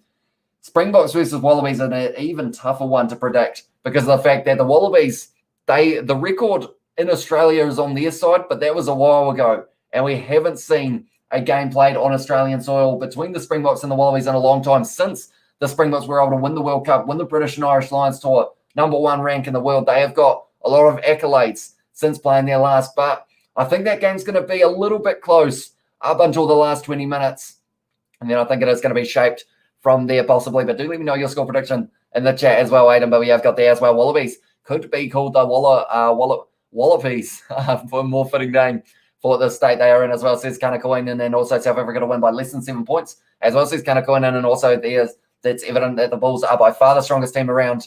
Their older siblings, I almost said, the older signings are clearly having a good impact. None of the other teams have experienced players to lead the youngsters as well, says Joshua. And I guess the big difference here, I guess you could say in terms of the captaincies, Marcel Kupse, he must be in his 30s if I'm not wrong, whereas Pepsi Buthelezi is still only about 22. So there is a big age gap in that regard. But now the Sharks, opportunity for Thika Abraham down the wing. Has he got it? Or did he put the foot in touch? That might have been the first try of the match for the Sharks. Have they been able to do it? Okay, they're saying it's questionable. Maybe was just a little bit in touch. We have got there as well from Joshua Phil as well. Welcome into the live stream, mate. And he is going for the Bulls in this one. Is it 58 minutes still? No, it is not. Sorry, I haven't updated that one. I will quickly update that we are up to around the 70th minute. It was a very long 58th minute, though. I will be honest. Now we are up to 70. And that regard, we have got there in the chat as well. We have got New Zealand 50 points to 6 or 7, and the Springboks by 10 points or 15 as well, says Aiden. So now they are just checking this one. Thicke Abrahams foot on the line. So unfortunately, that does mean that it is going to be a disallowed try for Thicke Abrahams. And he actually, did he have control of the ball at the same time? I'm not too sure.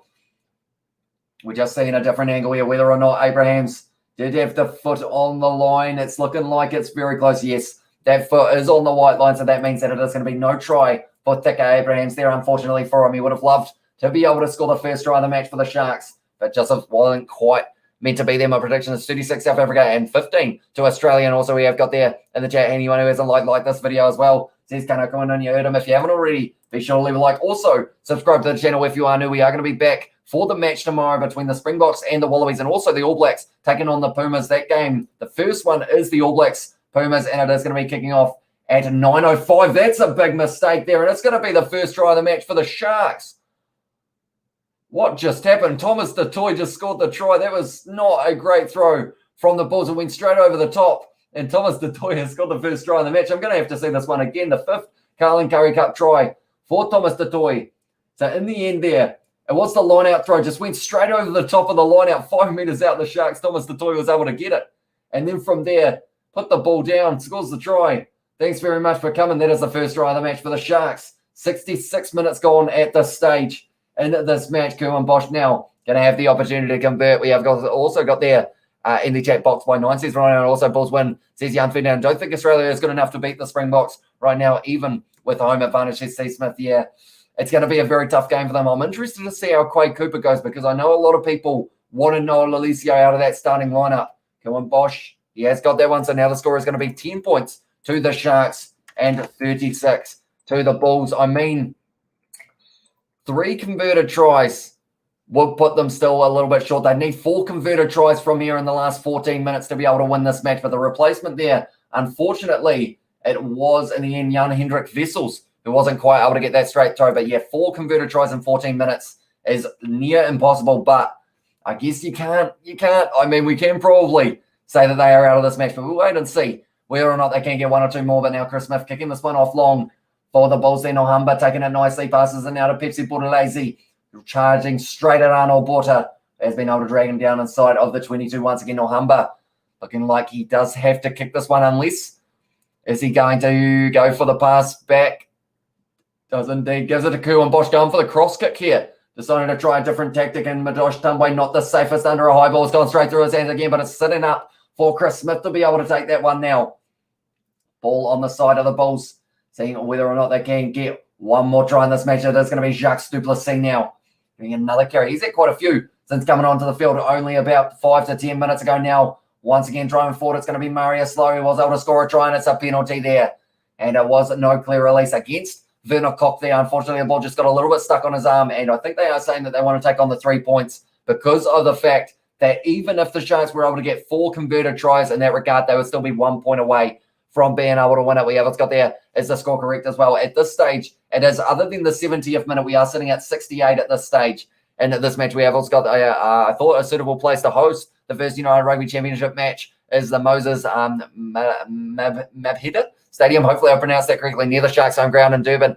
55k seats would do nicely. How long is it going to be until we get to see crowds at South African games? Does anyone know approximately when they have kind of said whether or not they are going to have crowds like at any stage this year, or is it going to be a next year type thing that will be taking place? But I hope it is soon, because it is absolutely awesome seeing those crowds at those games throughout the Super Rugby. It used to be great to see, and also international games. We want to see some games played on South African soil. We've just had the British and Irish Lions tour, which was awesome, but we want to see some more games played in South Africa. That is a good kick from Chris Smith. So now it is going to be going straight down the middle, and the score is 39 points to the Bulls, 10 to the Sharks. And now it does mean that they need 4 converted tries and something for the Sharks in this one in 11 minutes. Werner Koch, at the moment, they are showing him there. He got a little bit unlucky to get penalised there, as his hand just ended up in the wrong place. But it looks like, once again, the Sharks, they've got to go for the short kickoff. Yes, they do.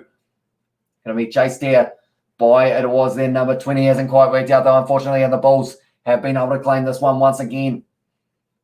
Zach Berger now rolling this ball backwards, and it looks like he will be kicking this one. Oh, no, a little bit of a fumble. Now they've got to go short side, and it's opening up as well down the wing. Almost Marius Low, Heinrich Low, looking like he was going to sell a bit of a dummy and then looked like he was going to kick that ball, but instead had the foot and touch. Nahumba's going to take it quickly, and he does indeed. So now the Sharks going to continue playing at a frantic pace while Mink out on the field as well. Werner Koch now running sideways, trying to break the tackle. Thicka Abrahams trying to run around Madosh Tumbai, just not quite working out for him. Nahumba now goes back into the hands of Thimbalani Boli, breaking 2 tackles. Still going forward, the big man in the number 19 jersey. He's on his knees. They have to release him there. Awkward angle for the Bulls' ankle, I guess you could say, for one of his legs. Didn't look like it was too comfortable, but now, once again, LaRue Roots driving for Kerwin Bosch now, gives it to Machunu, and the number 17 jersey, Machunu with the clean out as well.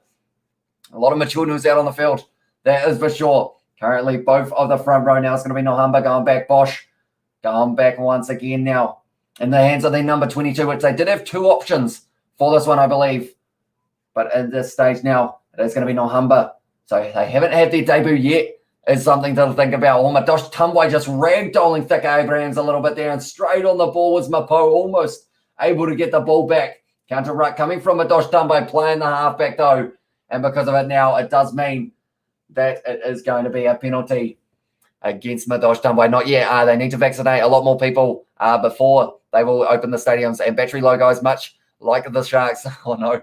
We have got the congrats for the Bulls and the supporters. Sharks didn't play well, thanks. Thank you once again for your master commentary. Good night, all, and God bless. Thank you very much, Danny, for tuning in. Hope you do have a great rest of your night/day, depending on whereabouts you are located, because I know that it will be evening at the moment in South Africa, although we are sitting, is it evening? Yeah, it is somewhere around evening. It is currently sitting 6:36 p.m. if I'm not wrong there, and it is currently sitting 4:36 a.m. here in New Zealand. So it is a late night, but we are going to be getting up and doing 2 more games tomorrow, and that is going to be the All Blacks taking on Argentina and the Springboks taking on the Wallabies as well. We have also released previews for both of those matches on the channel if you guys do want to check them out. That was an awkward fall down. It's going to be the Sharks there who are going to have the penalty because of the player who was taken out in the I believe it was Machunu, who fell awkwardly there from Jacques du Plessis, just cutting down that gap a little bit too early now. Kerwin Bosch once again kicking for the corner. It's a good kick as well. 5 meters out. The Sharks going to have another attacking opportunity. Bulls back-to-back Currie Cup champions. Tell you what, though, they bloody deserve it as well. Says Sebastian. They chose a very good time to be able to peak in this competition, that is for sure, because we saw the Sharks have had 2 close games. They lost that game to the Western Province, and then they won their game up against the Griquas by 4 points in the end. So they had 2 very close games indeed. But then from there, we have seen the Bulls have just been able to have some very good matches. It's going to be a penalty to the Sharks. They're 5 meters out of the moment. We have got a new channel member, Steve Smith. Thank you very much for hitting that channel member button. Hugely appreciate it, mate. Now you do have access to those channel emojis if you do want to use a few of them in the chat as well.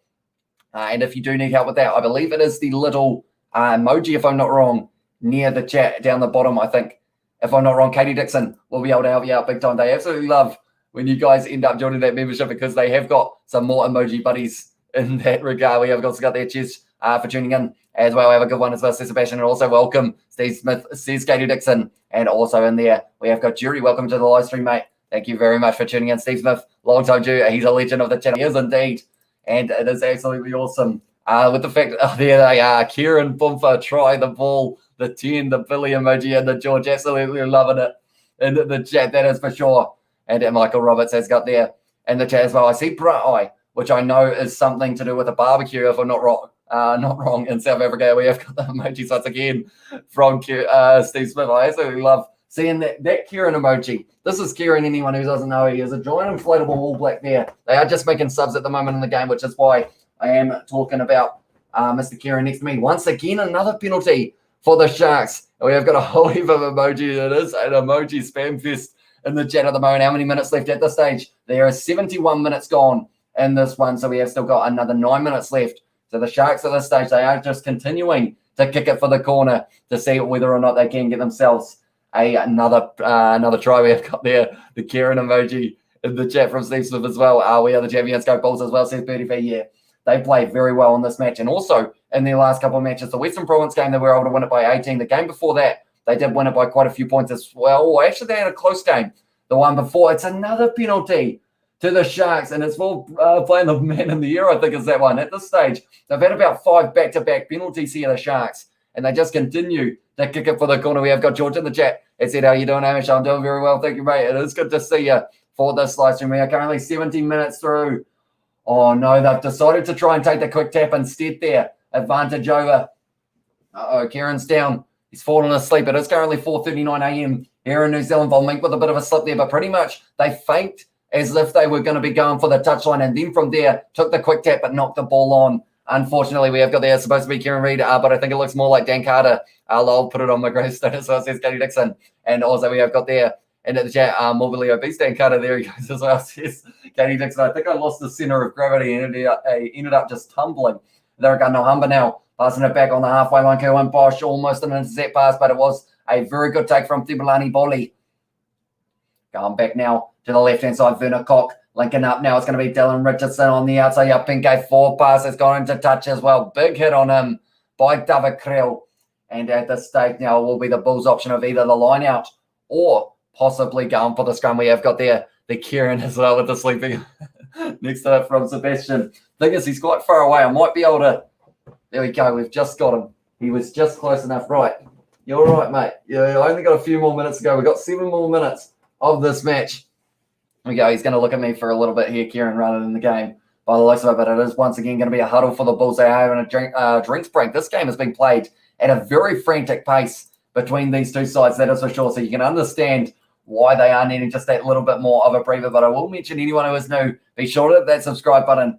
And we are going to be covering the games of the Rugby Championship tomorrow between the All Blacks, and also it will be the All Blacks and the Pumas, and then the Springboks taking on the Wallabies. And we've also got Where the Mascot Go as well, says Steve Smith. I believe he's in this situation. He keeps on going a little bit flat because he is full of air and a little bit of water at the bottom. But I think the Cats had a go at him, if I'm not wrong.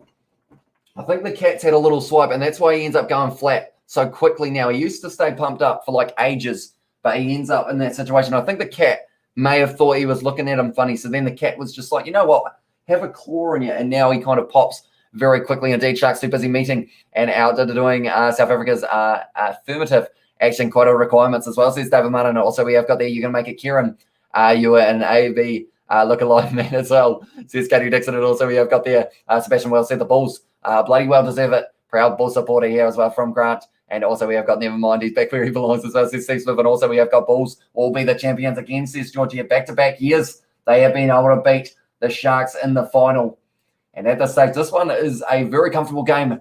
Tell you what, let's test everyone's memory. What was the score in last year's Currie Cup final between these two sides? I know that the Bulls won it, but what was the score in the end of that one? Do let me know. Doreen has said, thank you for your commentary. I enjoy that so much as well, says Doreen. Thank you very much. I do appreciate every single one of you being here. And we are going to be following the South African sides through the United Rugby Championship as well. So if you are keen to stick around, be sure to hit that subscribe button. But at this stage now, it is going to be in the hands of Johannes. They haven't actually given the debut to the youngster yet, who was on the bench, Lucky Delepu, I believe is the name there, 24-19. So it was a lot closer. Oh, now it's going to be Cornell Hendricks down the wing, close to a foot in touch there, but they are going to be playing on. Now it is going to be Johannes. Once again, passing it across field to Kutsi. He's scored 2 tries so far, so he will be open to maybe get himself a captain's hat trick for this match. Going back once again, it's going to be Chris Smith. Now into the hands of Forster on the outside. Mapo, they've got David Creel with him, little grubber in mind, but it's going to be sitting up for Volmink. Does take it very nicely, David Creel right there to try and steal that ball, not quite able to. And at this stage now, they're going to be about 15 metres out from the own line here, the Sharks. Very low pass there into the hands of Thimbalani Boli. Bulls are trying to get this one back, but at this stage it looks like, and that's going to happen. LaRoots has not been able to take it. LaRue, sorry. And in that situation, not ideal at all. Kieran's been on the gas as well, says Lick Boy. And also we have got there 26-19 to the Bulls as well after extra time. It was a much closer contest as well, says Sebastian. And yeah, at this stage, for anyone who is curious about how the kind of scenes were sitting after we finished that kind of group stage, or I call it the group stage, but it was kind of the round robin. The Bulls were sitting on 49 points, then 40 for the Sharks. Griquas and the Western Province both finishing on 35. They actually did very well, the Western Province, to be able to make it into that final, as they needed a bonus point win over the Sharks to be able to do so. And then from there, the Pumas just missed out. And then the semi-final games, and then the Sharks were able to beat the Griquas. It was 28 points to 24. And then the Bulls were able to win their game up against the Western Province, 48 points to 31. Hit that like button, folks. As well, says Steve Smith, if you haven't already, be sure to hit that like button. We'll have a quick look while we are waiting for the scrum feed to go on what we are sitting on. We are sitting on 75. So that is pretty awesome indeed. Thank you all very much forward in that like button. And at this stage now, the ball has gone in for the Bulls 10 metres out from the line, or even maybe 5 now, with that one marching forward for them. They've got the advantage as well. So now they've got a very good chance. Johannes, ball slapped down by Nahumba. And now it is going to be a penalty to the Bulls there, but we will quickly take this one off the screen. There we go. Are the Bulls going to go for the tap and go, or do they take on the 3? I would say at this stage, you've got 4 minutes left. They're going to tap and go. It is one of those ones. They know that they can't lose from here, but they know that they can get maybe one more try. They tap and go, and they're just firing. Heinrich Low forward at the line now.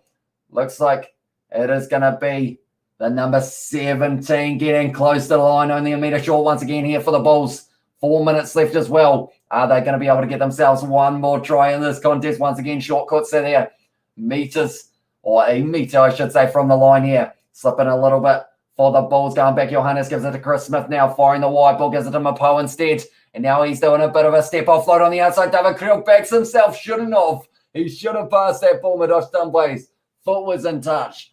But I believe, tell you what, that was a bit of a blind chance. David Creel got a bit of white line fever, decided that he wanted to back himself rather than passing it to the man who was open.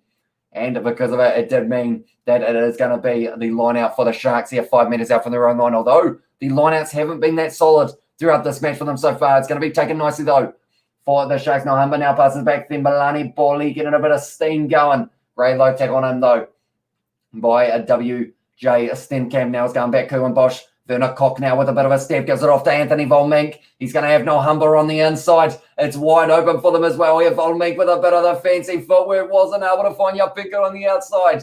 And unfortunately, in that situation, maybe just didn't quite yell loud enough. And it's a penalty to the Bulls. And now it's going to be a yellow card to Werner Koch, who absolutely destroyed the ribcage of Mapo there, diving into the breakdown. And he has ended up getting that yellow card. We have got there too much push in the Sharks as well, says Steve. And also there 26-19 for the Sharks. Really enjoy your channel as well. Keep going as well, says Josh. Thank you very much, mate. I do appreciate that a lot. All you guys who are tuning in, what time is left as well, says John. I should update this to 78 minutes at this stage. We are up to. For some reason, my scoreboard that normally auto updates the time didn't decide that I wanted to play the game tonight. As I says Steve Smith, not quite. Unless, of course, actually, you might be watching it on actual TV. Or, yeah, that was a bit of a cheap shot there from Werner Koch, unfortunately, which did lead to him getting that yellow card. Redeem yourselves, Sharks as well, says Sebastian. And also we have got there in the chat, it's over, says Steve Smith alongside Jake White for president. As well, says Steve Worley. And at this stage now, 2 minutes left on this one, and the Sharks are going to be down to 14 men for the rest of this match. Marius Low now. Well, that wasn't Marius Low now. That's going to be in the hands of a Kutzer. Can he get himself the hat trick? I kind of like to see him get the opportunity, but it looks like now beautiful offload from it was into the hands of Nokia by the number 17. Little knock on though. So now the Sharks are going to have another scrum feed. Well done. Congratulations. Post-match, post-season review, Hamish, as well, says Sebastian. Well, that's a good question. I feel like, unfortunately, with the fact that like they didn't show about 3 or 4 of those middle rounds, I might not be as kind of well informed as I should be. But Deep Blue now getting the debut. It is the man in the number 21 jersey replacing Nahumba. It was a brilliant offload there from the number 17 for the Bulls, which in this one is a name that I can't really say, but it was Matanzima. I can say his last name, just not the first name. But I might look at trying to do something along those lines, Sebastian, maybe after the weekend. Maybe we'll do a midweek one along those lines, perhaps. And we have got there, incidentally, the biggest winning margin victory ever in a Currie Cup final was 30 points. It came in 1980 as well when the Bulls beat Western Province 39-9. They lead by 29 points now as well. I didn't actually know that stat, so that is an interesting one. Indeed, and there is still a minute left, and Mapo was able to block that one. And this could change because Cornell Hendricks kicks the ball forward, regathers. It's a try. And now they're leading by more than that 29-point margin, Josh. It's going to be now in that situation of unless the Sharks can score, it's going to be the biggest winning margin. But I think they are just going to be checking this one to see whether or not it is a try. Bulls, Western Province, Highlanders, Crusaders, Blues, Chiefs, Hurricanes. Best club games are between these sides. Looking forward to some real rugby as well, says Michael. Although, unfortunately, we don't get to see the Western Province, in that regard, we won't get to see the Bulls playing up against those Super Rugby teams in the next wee while, which is a shame. But we are going to get to see them go up against those guys who are in the Northern Hemisphere of the Pro 16. But Cornell Hendricks regathers beautifully there off the little grubber forward, and it is a try record-breaking final as well, says Sebastian. And a well done, Bulls. Congrats, says John Ross. And also we have got well done, my team Bulls forever as well, says Jan Fenter. But they are very happy at the moment, the Bulls supporters in the channel. Also, the Bulls players who are on the sideline has gone their way big time in this match. And at this stage, Chris Smith has got another opportunity of being able to possibly kick this one over. He's got 30 seconds left, and it seems like he is going to be using up all of it, Chris Smith, because he's had a little chuckle as well because the fact that he knows that it's going to come right down to the wire for this kick here. We have about a second left on the conversion clock for him to be able to get this one by the looks of it, Chris Smith. Unless he times himself out, it's going to be very close. He can kick it now, and it would have time left.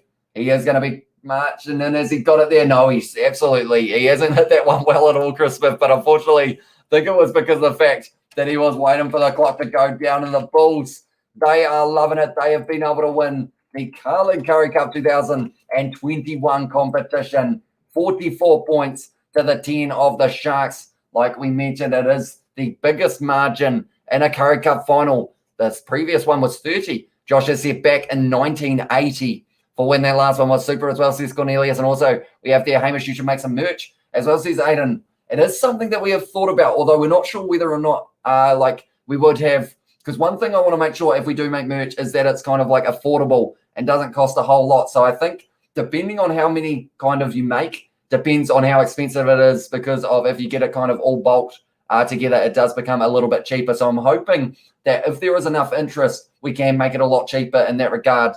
Kind of thing. Awesome stream, Irish. Well done to my Bulls later for the New Zealand versus Argentina, and Bok versus Australia as well, says BTV. And O says Sean, yeah, at this stage, big win here. We have got there. You should make some shirts with your mascot on it as well, says Steve Smith. Although the funny story with that is I'm not sure whether or not Mr. Kieran is copyrighted, because he's got the All Blacks logo on him, so I don't think we'd be allowed to have that part. But then in the Adidas, we'd have to hide that. But then right down the bottom, if my arms are long enough, he's got the Weet-Bix, because he was actually won in a Weet-Bix competition. So I'm not sure whether or not Weet-Bix would have a copyright on him. But then they only kind of did it once, that they were giving out Kieran's at the supermarket for buying 2 boxes of Weet-Bix. So I think if I got in contact with them, maybe they would be able to let me know. But it would be pretty awesome to be able to have Kieran on a shirt. That is for sure. But at the moment, he looks like he's about to lean again. Do I let him fall over? He's about to fall. I'm trying to decide whether or not to catch him or not.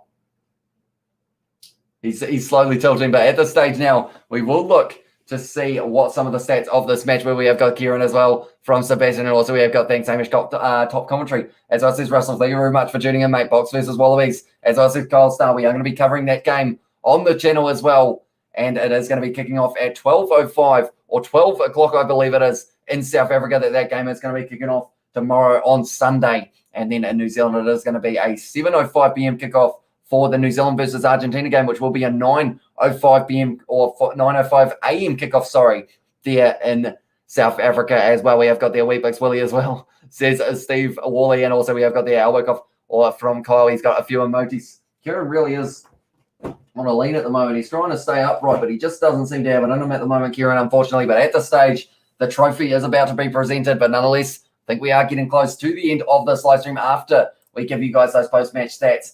Once I have found them, we have got there. Well done, buddy. Thanks for the commentary. See you later with Kiwis and the Pumas and the Box versus the Aussies as well, says Johan. So I will see you then, mate. I will. Also, we have got there. Sorry, was on the phone as well, says Katie Dixon. No worries. It is good to see that you are here for the final moments of this one for a few post-match stats as well. Thanks for the commentary today. Catch you tomorrow for the Mighty Bok as well, says Mark Smith. And also we have got thanks, Hamish. Thanks, everyone, from Ian Fenter. And also thank you again for the 10 out of 10 stream, I should say, from Katie Dixon and a whole heap of the Kieran and the Billy emojis in the chat as well. Interestingly enough, the Sharks in this match had 59% of the possession, 64 in the first half, 54 in the second. And then from there, the first half, they had 67% of the territory. They actually had a little bit less territory in that second half. But then you look at some of these other stats. The Bulls, 410 meters carried to the 250 of the Sharks, 27 defenders beaten to the 14 of the Sharks, 7 clean breaks to the 2.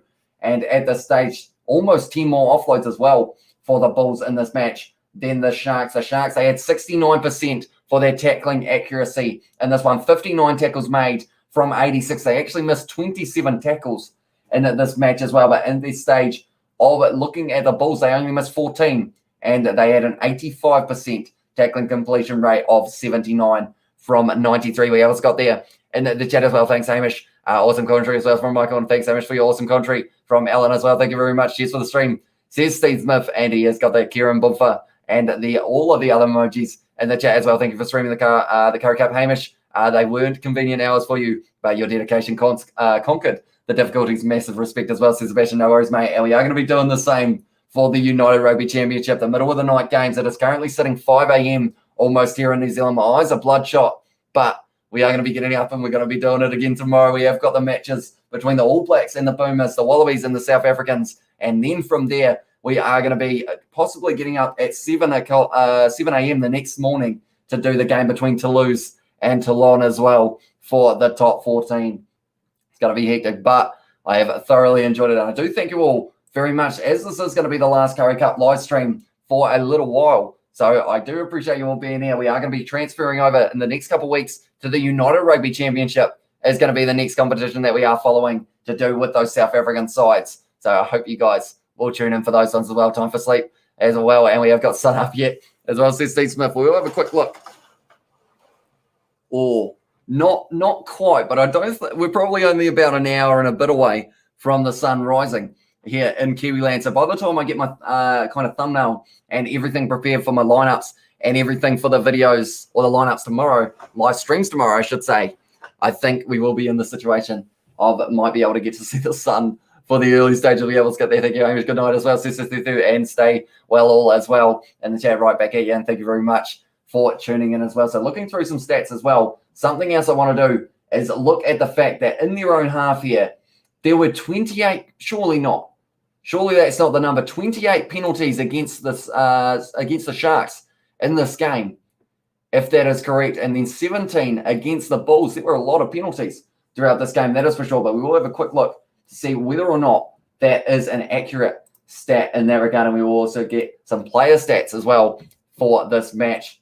Looking through, no, they have only still got the first half. So we haven't quite got who has got, actually, they've only got the Bulls for some reason in this match. They haven't got any of the player stats for the players from the Sharks. Maybe they forgot to wear those patch thingies that you do end up in the situation of getting tracked around on the field. But looking at the defensive numbers, 10 tackles made by Roa Nokia with 1 turnover 1, and also 10 tackles made by Harold Foster, 12 made by Lionel Mapo. So the midfield of the Bulls was doing extremely well throughout this match. And also Marcel Kutzer, the captain, scoring 2 tries, 9 tackles, 1 turnover 1, and also had 7 carries of the ball as well. We also got there. Have a good night, Hamish, as well, says Kana Koinen, and also love your chat, fam, as well, says Katie Dixon, and thanks, bro. See you later as well, says Renee. We will see you later on, mate. And we have got their sun means bedtime as well, says Steve Smith. It almost does with the schedule I'm on at the moment. What did you think of the Sharks' performance, Kiwi? Says Barry Green. It's a tough one. They just didn't seem to be able to get any go forward in this one. They had 3 times in the first kind of 20 minutes or so that they had 10 plus phases, but throughout that, they just couldn't break the defensive line of the Bulls. The best it looked for them was when they did that little kick in behind. For it was, I believe it would have been Jeremy Ward, if I'm not wrong. Was it Jeremy Ward? It might have been Jeremy Ward. No, that's the wrong name. I think, no, it might have been Jeremy Ward. It might have been Jeremy Ward who did the little chip in behind, and then Yapinke was the man who almost was able to get it, but instead it was taken by Madosh Tambwe. But other than that, it just didn't seem like they were going to be able to get too many points on the board. Have a good night, Hamish, as well from Kanakoon. And also thank you for tuning in. Take care as well, says Sebastian. And also we have got there. See you guys around. Well done to the Bulls. We'll wait 2 weeks. But in 2 weeks, the real fun starts as well, says Kanakoon. And also we have got there in the chat. We have got at Sebastian, at Kanakoon, and at Steve, big love fam as well from Katie Dixon, and Steve Smith, big love, cheers all as well, says Steve. But nonetheless, I think we are almost at the end of this live stream. We'll be setting up my next couple that are going to be starting tomorrow for the Rugby Championship. 2 good matches coming up here, the Springboks and the Wallabies, and the Pumas taking on the All Blacks. But nonetheless, that is the end of our Currie Cup season, I guess you could say. So I do thank you all very much for tuning in. Whether you have watched one whole